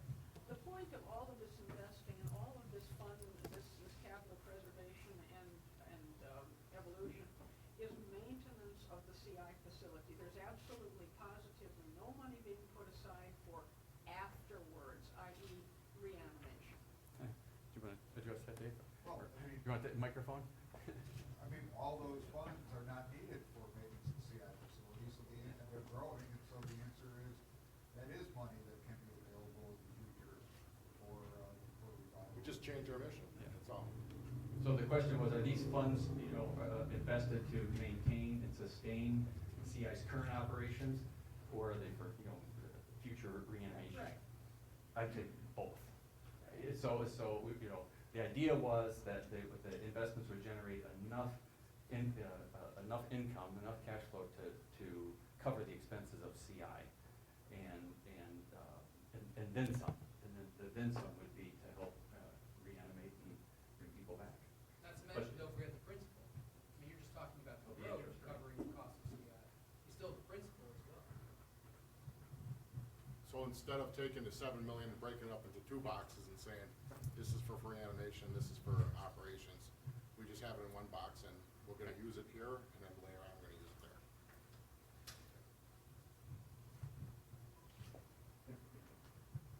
Joe? Okay. Thank you, Steve. Just the page down. Page down? Which is page down? Aging in Argentina. He's also a cryonicist with CI. He is currently doing some experimental research on brain vitrification of laboratory animals. Today he will briefly describe his work and on cryonics and what he's doing in the areas of research and development to push us forward. Everyone, thank you, Rudi Goya. Okay. Thank you very much, Dennis. I'm happy to be back to the CI meetings. Last year I couldn't come here, but fortunately this year I could. So as Dennis mentioned, I am a scientist, a neuroscientist living in Argentina, but I am also a cryonicist. So my work, I have a research group of 15 persons, researchers, students, Ph.D. students, and technicians. And the only one in the lab who believes in cryonics is me. So nobody else cares about cryonics, but so it takes me some convincing to have them helping me in the experiments I am going to mention. But anyway, since we are neuroscientists, we have an expertise on a number of neuroscience techniques. So some time ago, I decided to devote a small percentage of our research, of our research effort, on doing some research on experimental cryonics. Because I am a cryonicist, and I realize I am in a special have an advantage to really contribute to cryonics by bringing the standards of biomedical research to cryonics, which is, I think, is something necessary. So the data I'm going to show to you now is part of a scientific paper that has been submitted for publication in a scientific journal. So this is the kind of contribution I want to make to cryonics.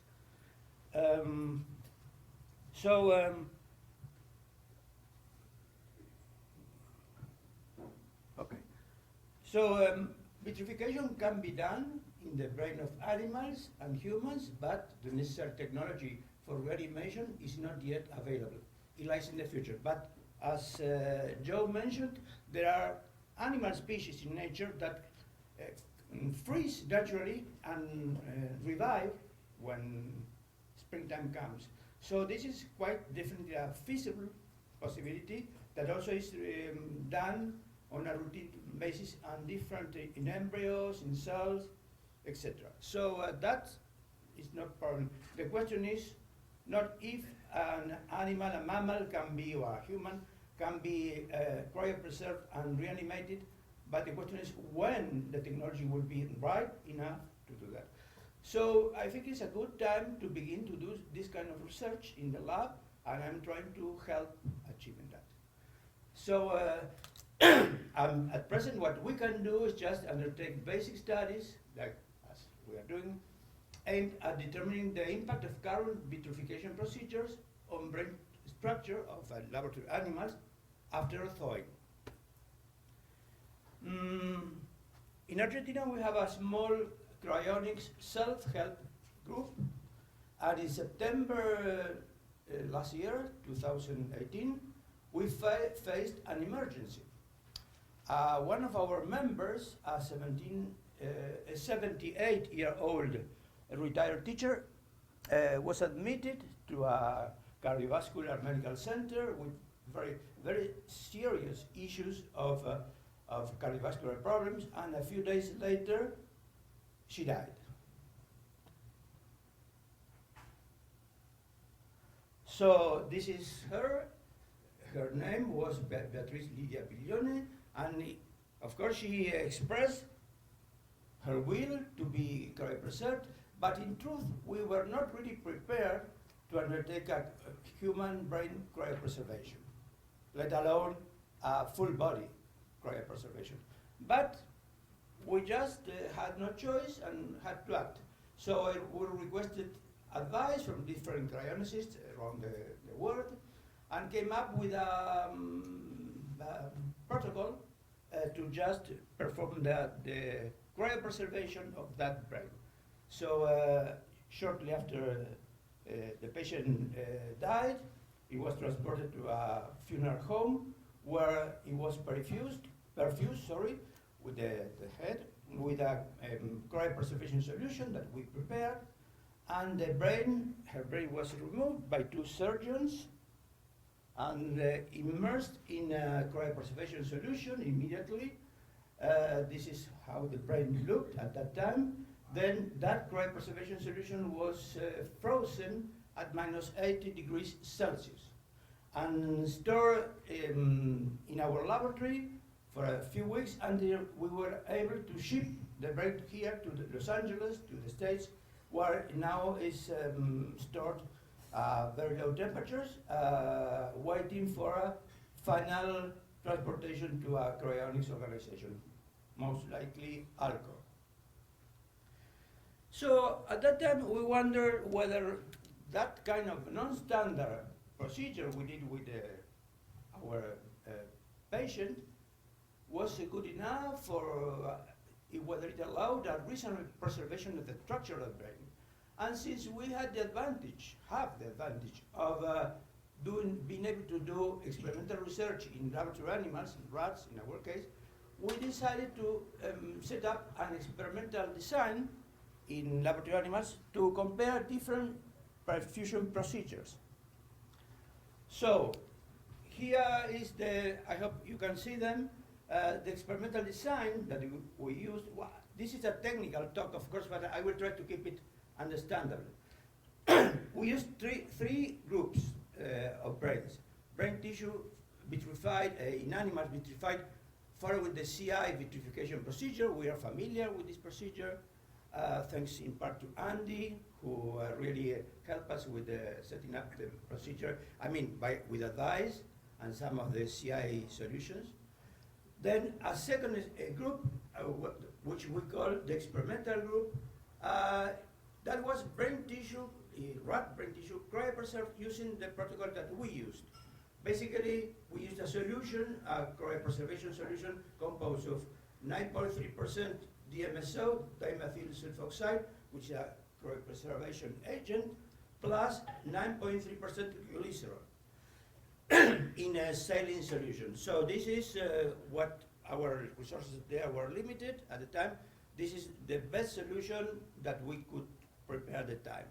And so we used the same solution, perfusion solution, in our rats. And finally we used a third group, which we call a reference group, these rats were not, these brains were not frozen, they were processed by the conventional procedures in neuroscience, which allow the best possible visualization of the brain structure. So this would be like a, quote unquote, perfect brain, the reference group. So this is a section, a coronal section of a rat brain, like this. So the brain of rats is simpler than human brains, but essentially has the same components. What is the difference that there are ours is more complex, but basically the same structures are present in our brain and in a rodent brain. There are two regions where we are, cryonicists are especially interested. The brain is where in the humans all the thinking goes on, and this structure known as the hippocampus is where memories are formed. Sorry. So this is important because all the neurons that are there and their connections are very important for remembering. So we try to cryopreserve those that region the best we can. So this is the kind of images we got from our rats. So we have here representative brains from 3 groups of rats.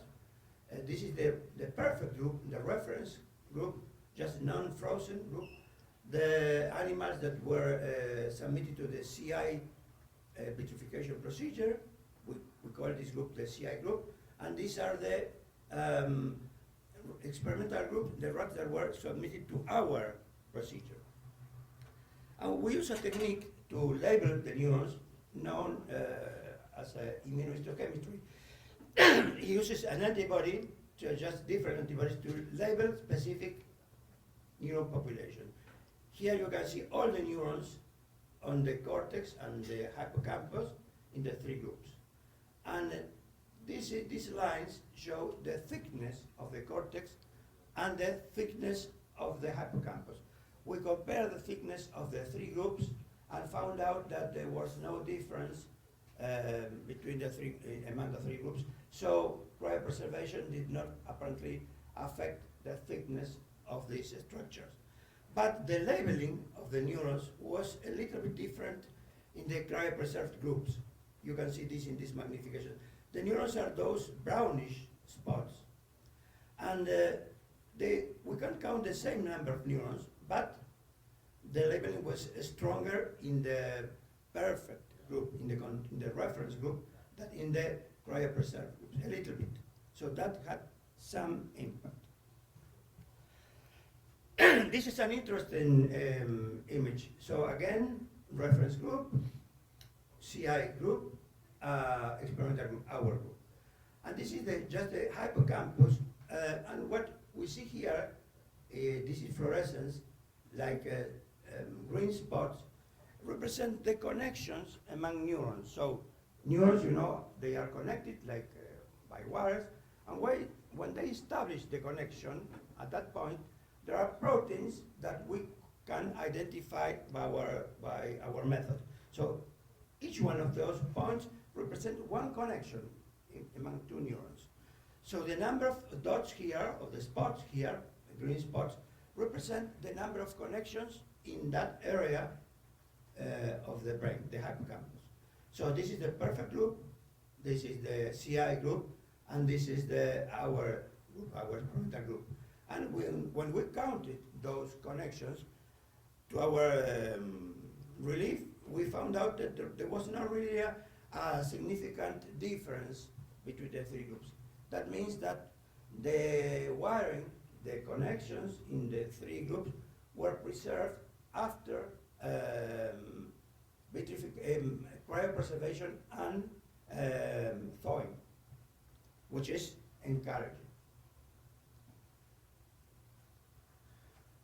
This is the same experiment, reference group, CI group, and experimental group, our group, and we here labeled another type of neurons.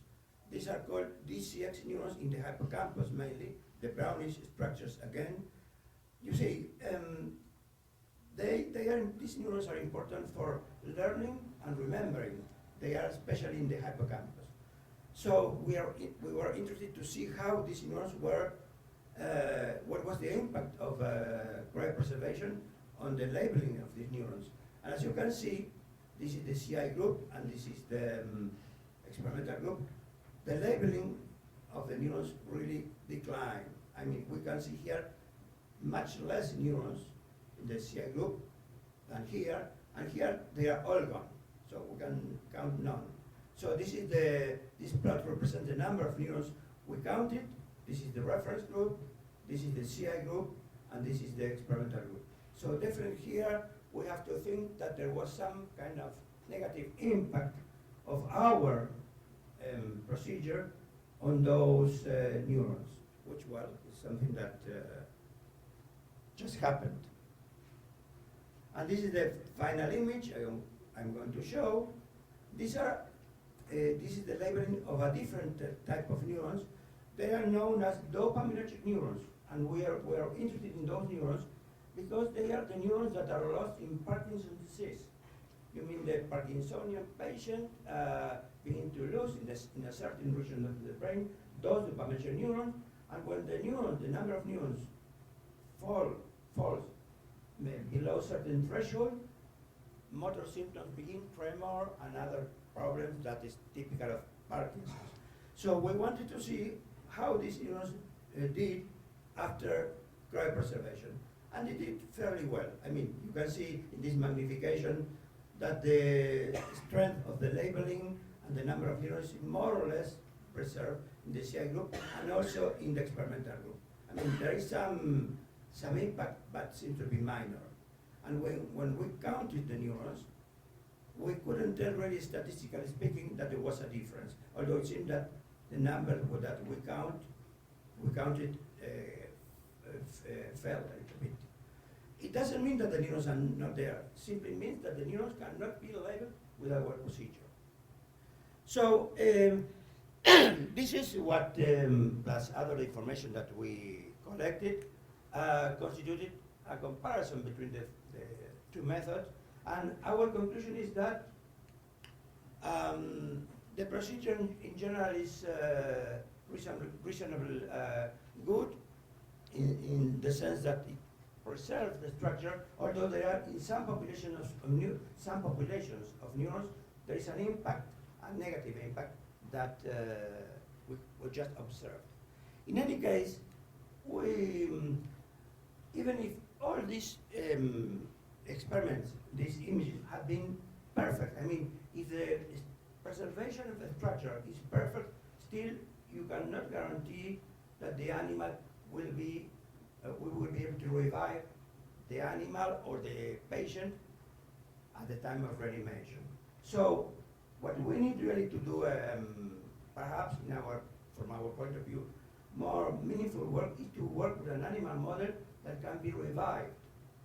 And such animal exists. Joan mentioned some of them.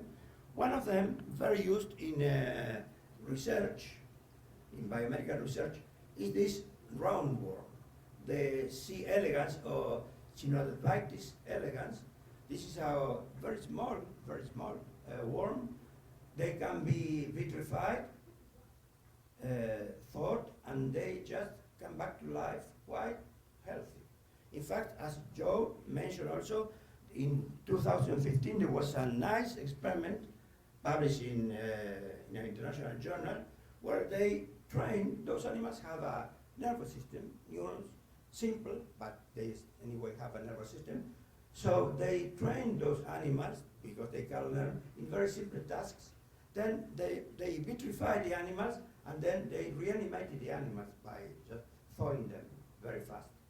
And tested whether the animals remember those tasks. And they remember perfectly well, as Joe said.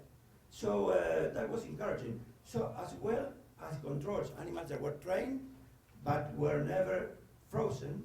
So it means that a simple brain, like the one of this worm, can recover from vitrification, and perhaps this could be also made to happen in human. So what we can do here is, and we are trying to do that, is to study the neurons of those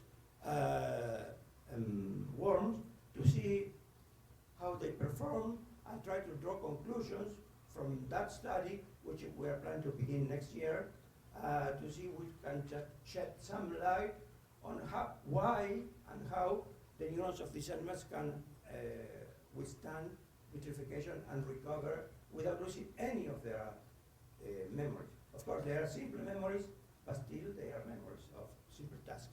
So this is what we are planning to do next year with my research group. So thank you very much. Right. Yes. I've got one quick question. I got one quick question for you. Thank you so much for this research you're doing. I mean, this is the future. This is your unveiling what we're going to have in the future, so that we can revive patients and so forth. My big question for is what is a little more in the short term. Do you see anything on the short term horizon as far as actionable results?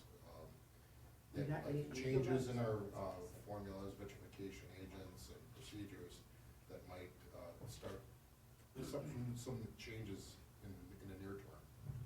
Well, we can, actually there have been improvements in vitrification solutions, but again, since we don't have animal models that can be revived, you can never tell, even if the structure is perfect, you cannot guarantee that animal will revive. So if we have, now when we have these worms, we can check different cryopreservation solutions and see how they perform, whether they revive, whether they remember well or not. If a cryopreservation solution doesn't, the animals do not recover or lose their memories, that will mean that that vitrification solution is not good. If they do well and remember and have a very good performance, in principle we can say that that vitrification solution performs well, and if they do very well, well, we can say that that vitrification solution performs very well. This is what we can do now. In the short term, it's just research. Mammals are really complex. Of course, Joe again mentioned different organs that there are strong efforts and good funding to preserve organs for transplantation, just to create organ banks. But there is no funding for brain cryopreservation because there are not brain transplants. So we need special institutions devoted to that, because NIH will not fund brain cryopreservation because there's no brain transplantation. So I have to thank the Hirsch Foundation for Medical Suspended Animation. They are interested in stimulating research in this area. They are in Germany, and they provided us with a small grant that allowed to do all the work that we did. So definitely these kind of foundations are necessary to promote the studies on brain cryopreservation and reanimation. And of course, all the work that goes on other organs is very important. Any step that goes forward, that advances in those vitrification procedures in different organs, really contributes to our understanding and the improvement of brain cryopreservation. So that is definitely true.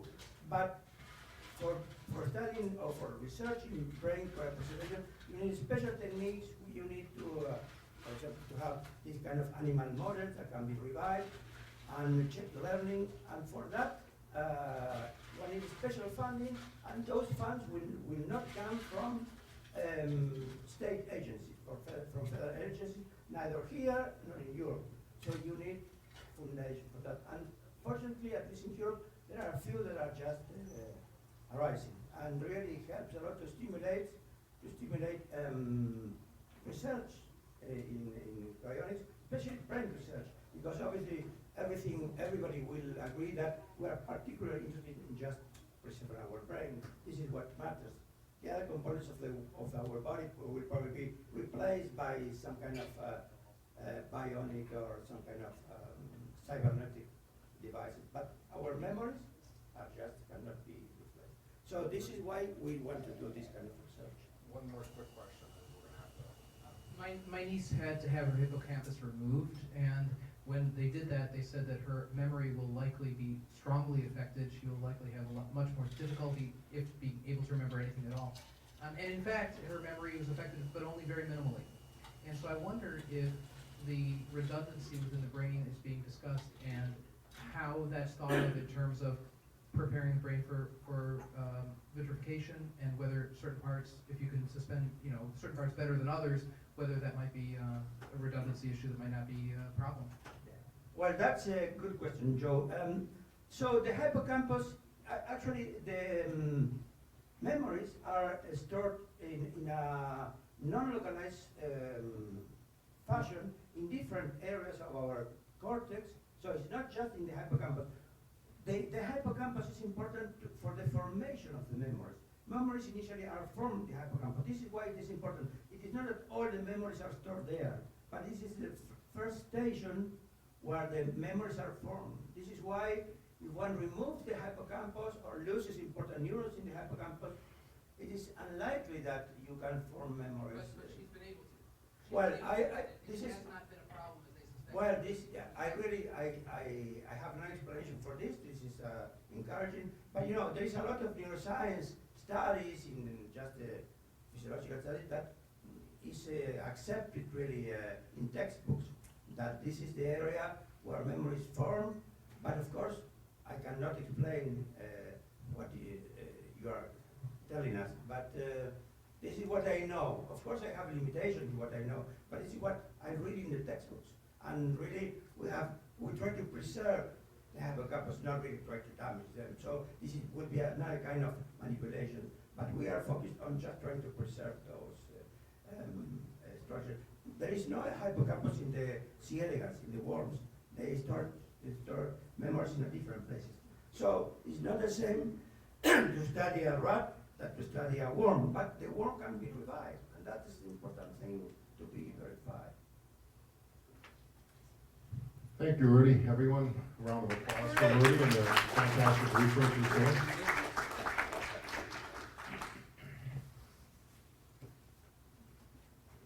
I'm just going to go over something real quick. David wanted to say something about, did you want to talk about trust real quick?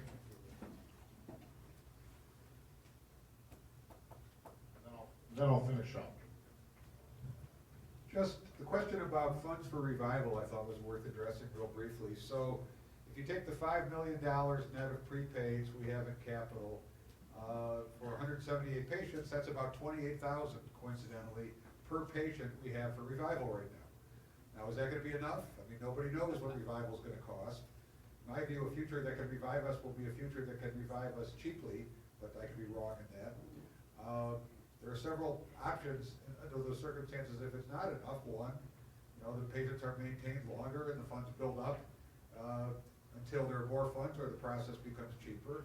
Secondly, if you have the resources, contribute more to CI than the minimum, and those bequests play a big role, a disproportionate role for CI in having more funds for each patient. Third, some people want to have separate trusts, people with resources, that they can allocate funds to for money that will be available to them on revival, or be available to fund revival, more importantly probably. And CI does have a trust form. It's on the website now, right, Danny? Where it's available. A trust form that is acceptable to us. It is not, we are not telling you to use this form because every state's law differs and we're not going to give you legal advice. But if you hire your own lawyer and develop a trust and show your lawyer that, your lawyer may be able to work from that if you're interested. So those are a variety of options to deal with the revival issue. Thanks, David. Doug, are you aware, did I give you that document to put on the website yet? Did we put that up? The trust template? I guess template's a bad word, but trust example. Okay. Yeah, we're going through, we're changing the whole content management system of our website, so we're doing a lot of stuff, and that's another thing that Doug wanted me to mention. There's a app, and people who, if you want to get involved with helping improve the check-in app, there's a beta testing, so there's these cards up at the table. If you're kind of into that technical stuff, you can go ahead and grab one of those cards and you can help out yourself improve the app. The original app is just we talk a lot about the wristwatches that detect your pulse and then send off an alert and so forth. And it seems to always just be, a couple of years out around the corner. In the meantime, I tried to put in a real simple Android phone app in which, for 99 cents, because at that time Google required you to charge something. How it worked is, it was just a timer. It's just an alarm would go off, and if you ignored the alarm, it would get louder and more obnoxious until you shut the alarm off. And if you didn't, after so much time, it would send a text message to your friend, and then the text message would show your GPS location. And so they'd say, hey, go check on Bob or Sue or whatever, and then maybe call 911 and so forth and get everything activated. The problem with that is there's all the spammers and hackers and everything out there.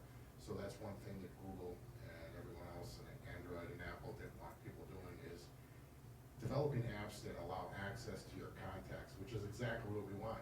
You want to connect to your app, to your contacts, so that your contacts can be notified. But we're working on a couple other versions through GitHub, and if you want to be part of that, if you're into software development, go ahead and grab one of these cards. Real quick, I'd be remiss if I didn't mention the important things you can do if you're already a cryonicist signed up. Oh, okay, now I'm done. That's all I need to do, right? It's not really how it works. There's a member readiness checklist. We've been putting it in every magazine. It's on our website. How do you eat an elephant, right? One bite at a time.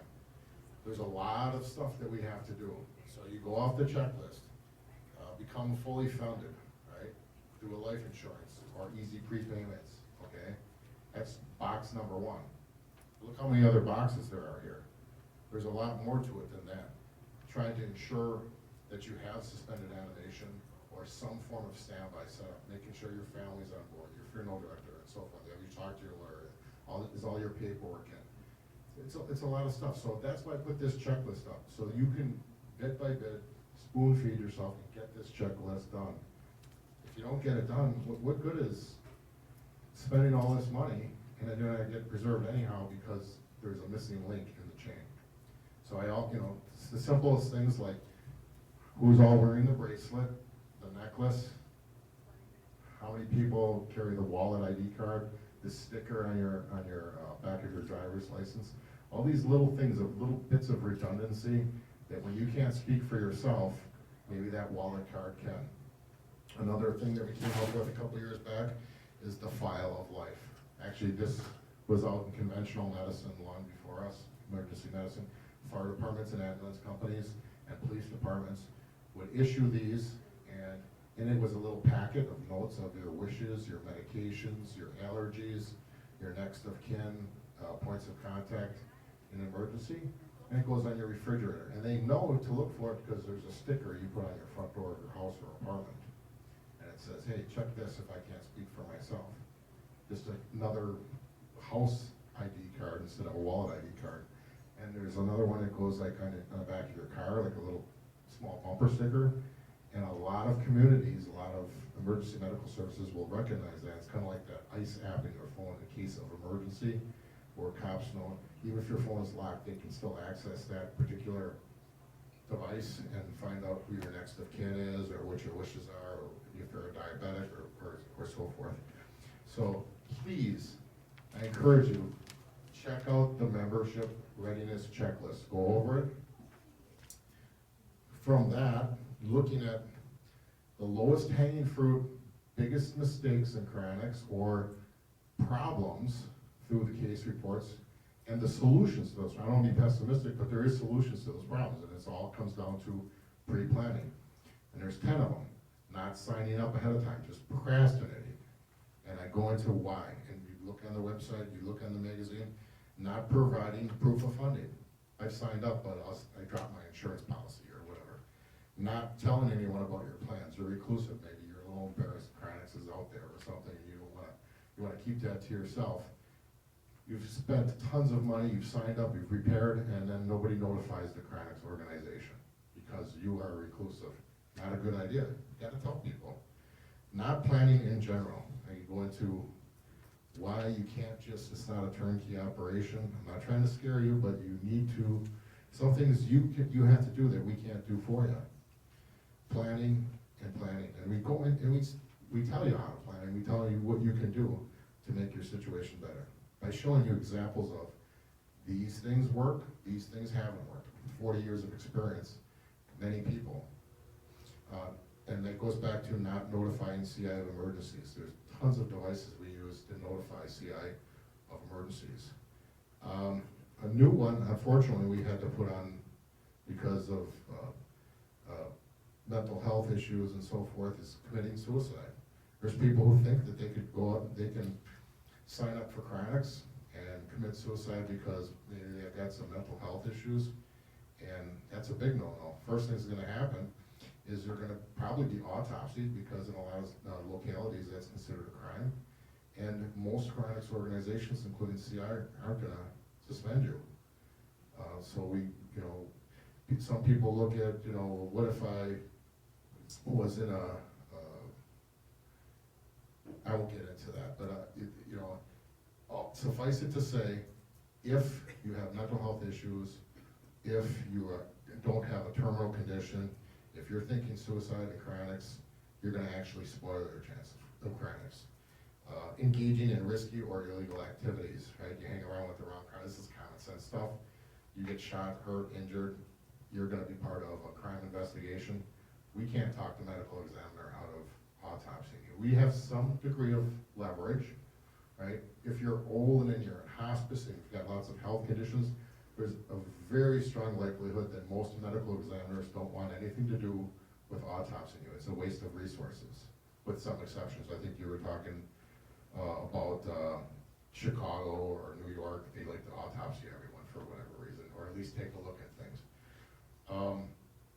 But if you're young and healthy and maybe engaged in some kind of bad activities or around the wrong people, you're gonna get yourself autopsied.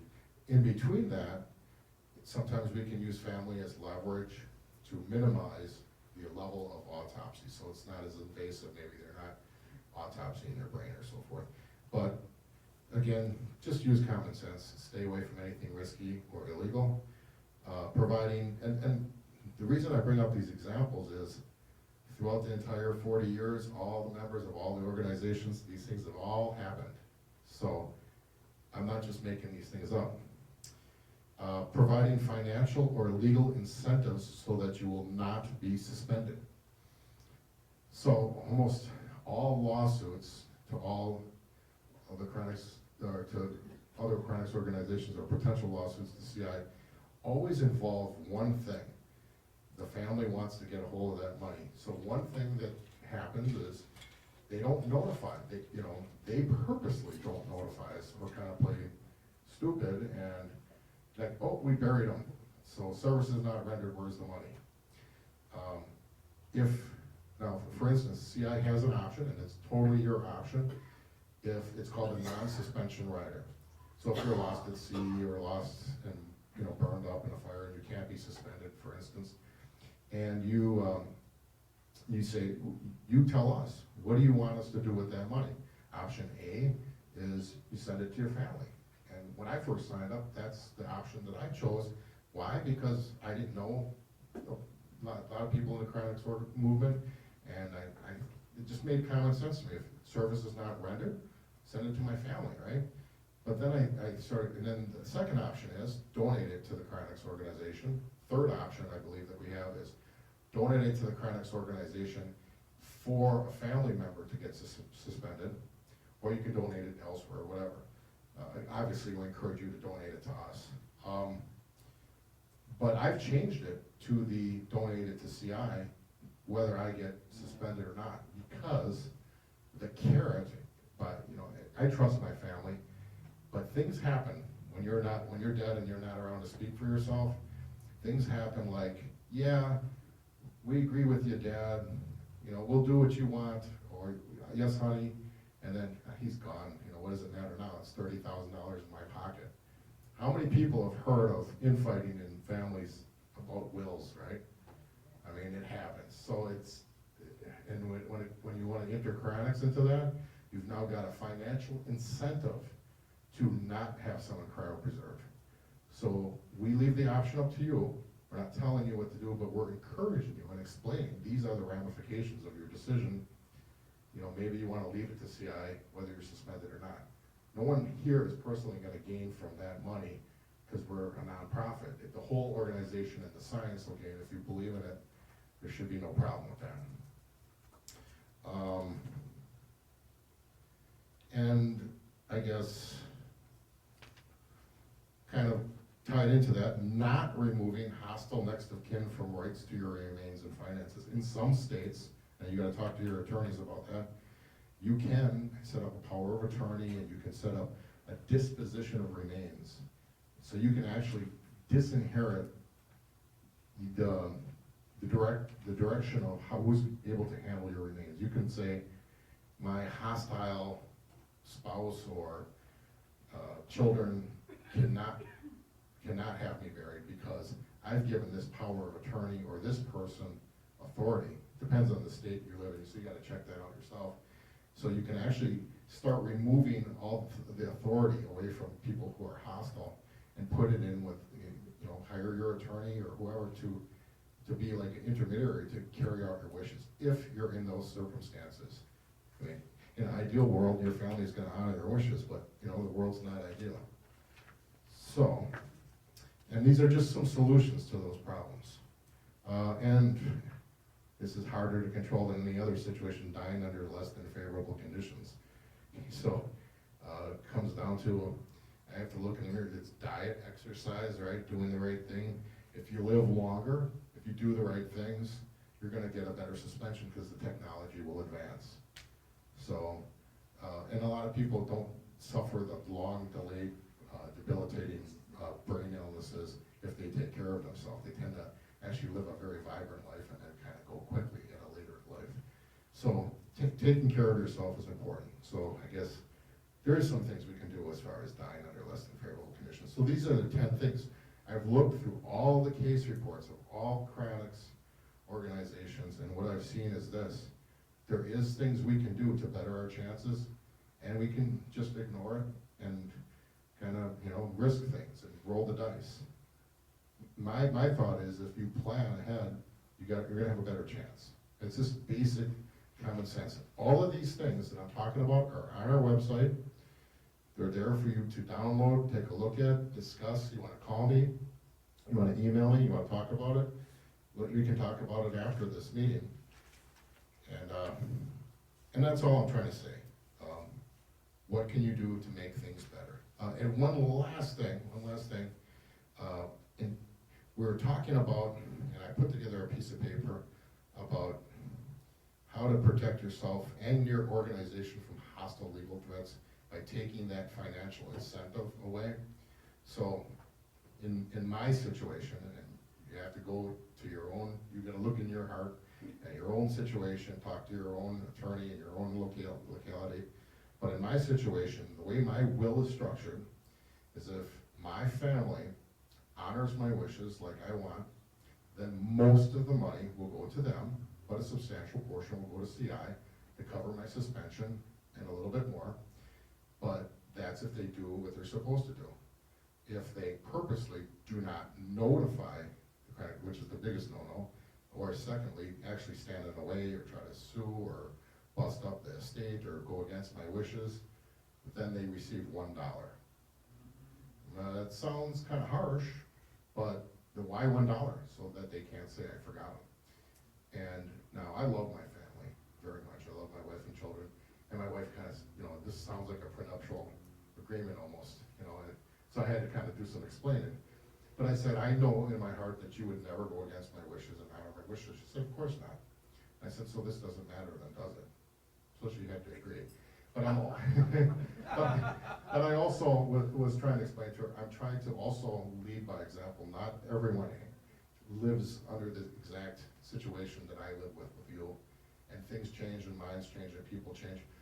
It's probably a good idea to take that financial incentive away. And I think a lot of lawsuits that, and David could speak to this if you'd like to add anything to this, you know, if there's no financial gain at all, if you could actually lose a lot of money if you sue the Cryonics organization or try to break up mom or dad's estate, then why would you do it? I mean, I think that's all right. I just add what we were talking about last night, which is, you could, the really key thing is not merely that they don't stand in your way, but that they help, that they call CI, and that they do the things that we provide for the next of kin for. And if you really want to create incentives, you can make any bequest to family members contingent on their doing those things. That they need to notify CI right away if it looks like you're going to die. They need to talk to the hospital about it. They need to cooperate to make the best possible suspension. That's key. and it may feel wrong that you're kind of, I don't know, twisting their arms a little bit, but you know what? That's how life works, you know? I mean, if they're not saying right off the bat, if you don't feel that great enthusiasm that they're gonna help you, and they're maybe a little indifferent, then maybe that little extra kick in the pants might help, I don't know. And I'll tell you, I'm just going to go one example beyond generality things. I won't name a name. There was a longtime CI member, trust lawyer of all things, who had an arrangement with money in trust, and he trusted his kids to run it.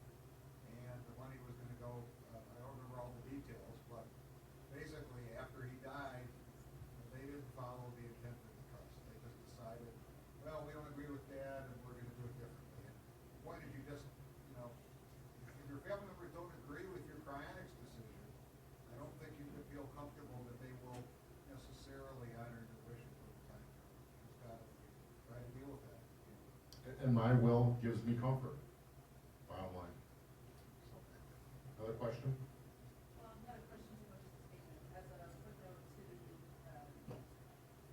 suicide issue, I think that there are quite a few states, I just moved to Oregon, a state that have death certificate laws, that if you're diagnosed with a terminal illness, then you would be able to get physician-assisted suicide, that would be fully legal, and you could have suspension, like the standby team ready then and there at the plan.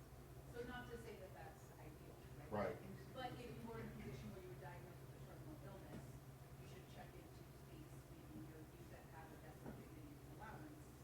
Right, so I can't really address the issue in general, we'd have to look at it on a case-by-case basis, but what we won't do is honor any cryonics wishes where there's illegal activity, and so, and the second is where if there is not a diagnosed terminal illness and there's some sort of mental illness or something like that, I guarantee you, we're not gonna be taking the patient. More than that, if somebody's not doing this in this way that is sanctioned by the law of the state where they are, if they're doing it under any other circumstances, we won't take them.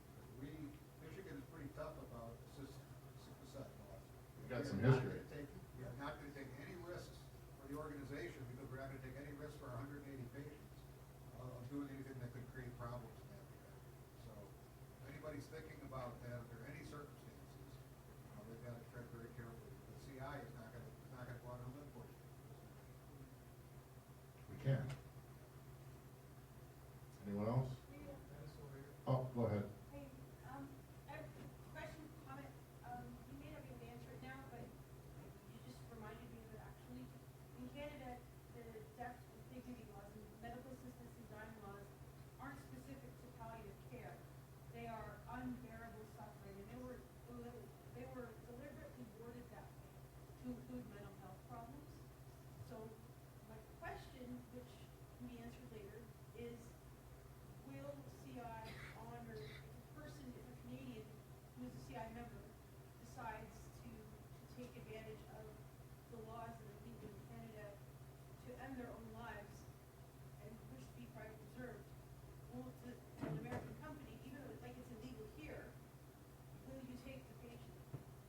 David? I mean, I would need to know the specifics, but if we have any doubts about We're gonna err on the side of about caution. the dangers of CI, we're going to be conservative and say no. It's legal in Canada, but not legal here. Will that affect the But patient's we're still ability subject to the laws here. It may. Also, I mean, if someone is doing this because of mental health problems, what we will not do is create a situation where somebody could accuse us, albeit wrongly, of taking advantage of people with mental health problems and somehow encouraging them to commit suicide if we throw them. We are not gonna put ourselves in that position, even if there's no legal judge. So, you know, I think if it's a mental health issue, the odds are we're gonna say no for that reason. And again, you know, because the legal problems are not merely some criminal prosecution, it's somebody suing you and claiming your organization is a bunch of quacks, charlatans who want to prey on people who have mental problems.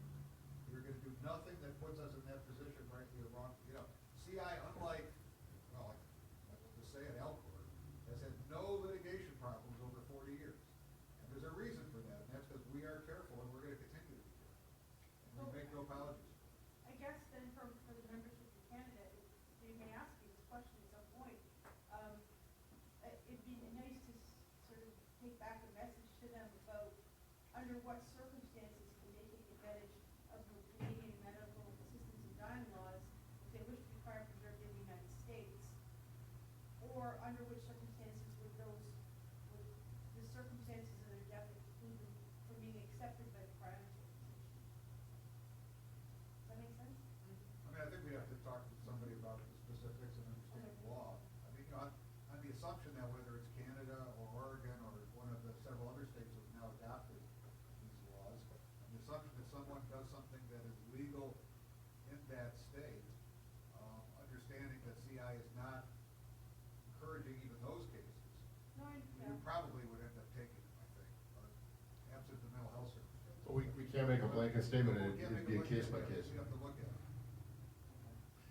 Rudy, last question, and we're gonna have to move on, and we can continue later. I just thought it should be made reference to that the medical tourism for suicide right now does not particularly work. They have a lot of, even the states that allow death with dignity and assisted suicide typically have residency requirements. It's not something we can simply shift over there and do, so that should be a relevant point. They also have to be under observation for much more than 6 months for the Yeah, same position. it's a big deal. We've done it. You have to be under Well, the other thing that people do, in many states, they have hospice care. And hospice care includes palliative care. That does not mean killing somebody, but that may mean that towards the end, they may be more willing to relieve pain, even if there's a somewhat greater risk of earlier mortality. And rejecting life-saving, like being taken off a ventilator, anything, in any state. There's a lot of, and in some circumstances, that's helpful for cryonic suspension. Not that we're suggesting somebody should end their life earlier for that reason, but you could predict that. You'd be able to predict if somebody's under hospice care, you'd be able to predict what's up. When my father died, we didn't do anything to hasten his death, but it was clear it was coming. He was under 24-hour nursing care for just a few days, and it wasn't very expensive. And they knew the stages of death that occur, and they knew when it was within hours. And we had somebody there who pronounced him dead within seconds after we thought he had died.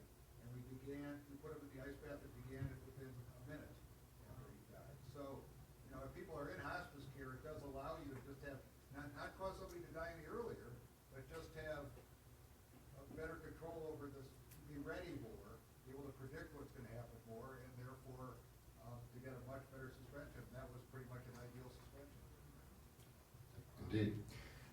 This, unfortunately, we've run out of time. This concludes the CI portion of the meeting.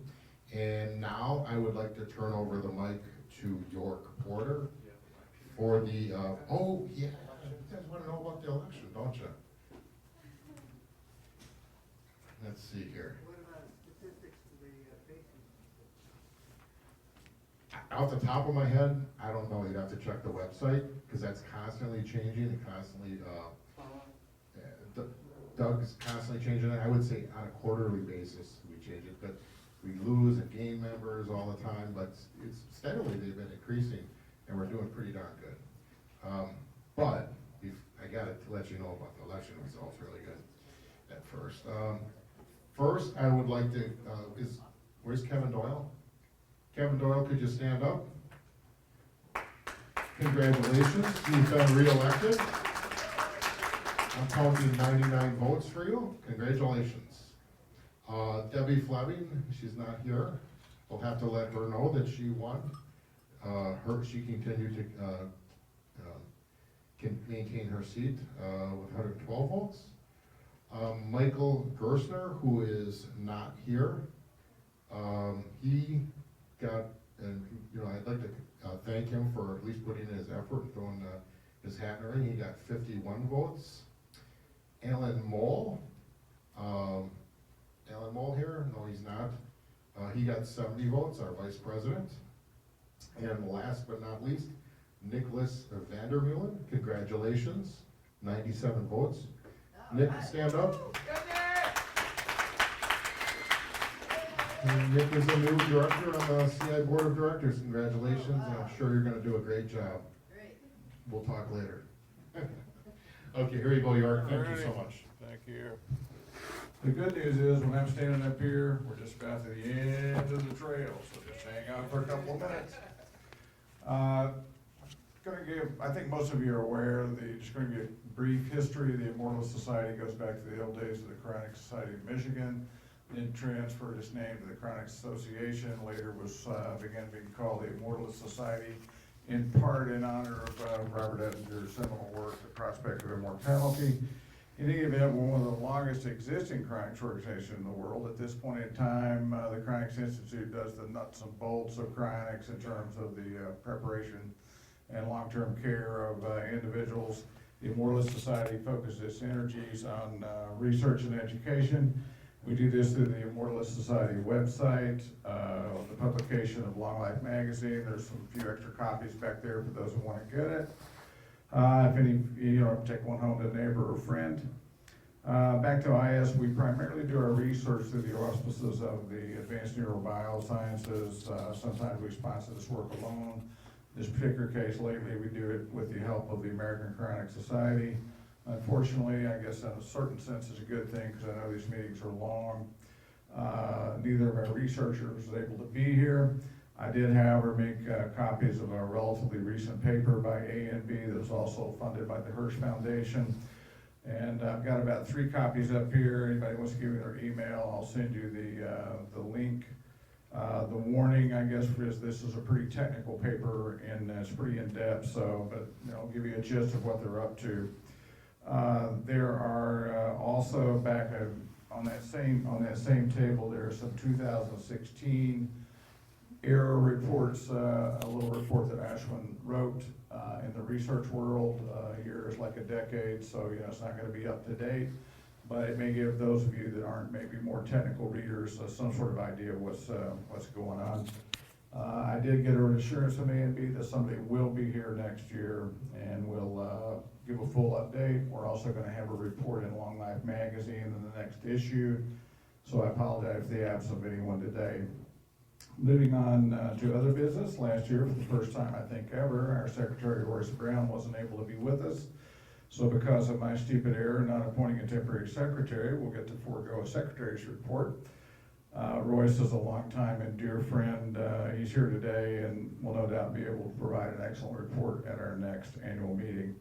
In terms of the treasurer's report, it's with a sense of sadness that I have to inform those that don't know that our longtime treasurer, Rich Medalley, was placed under the capable care of the Cryonics Institute within the past few months. Rich was a great guy, was also a key person as the treasurer.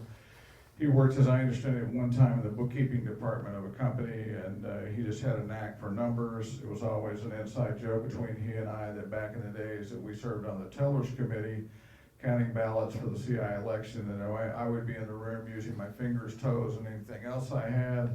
Well, he would be kind of laid back and already had the answer, like 36 already in his head, while I was struggling to try to figure it out.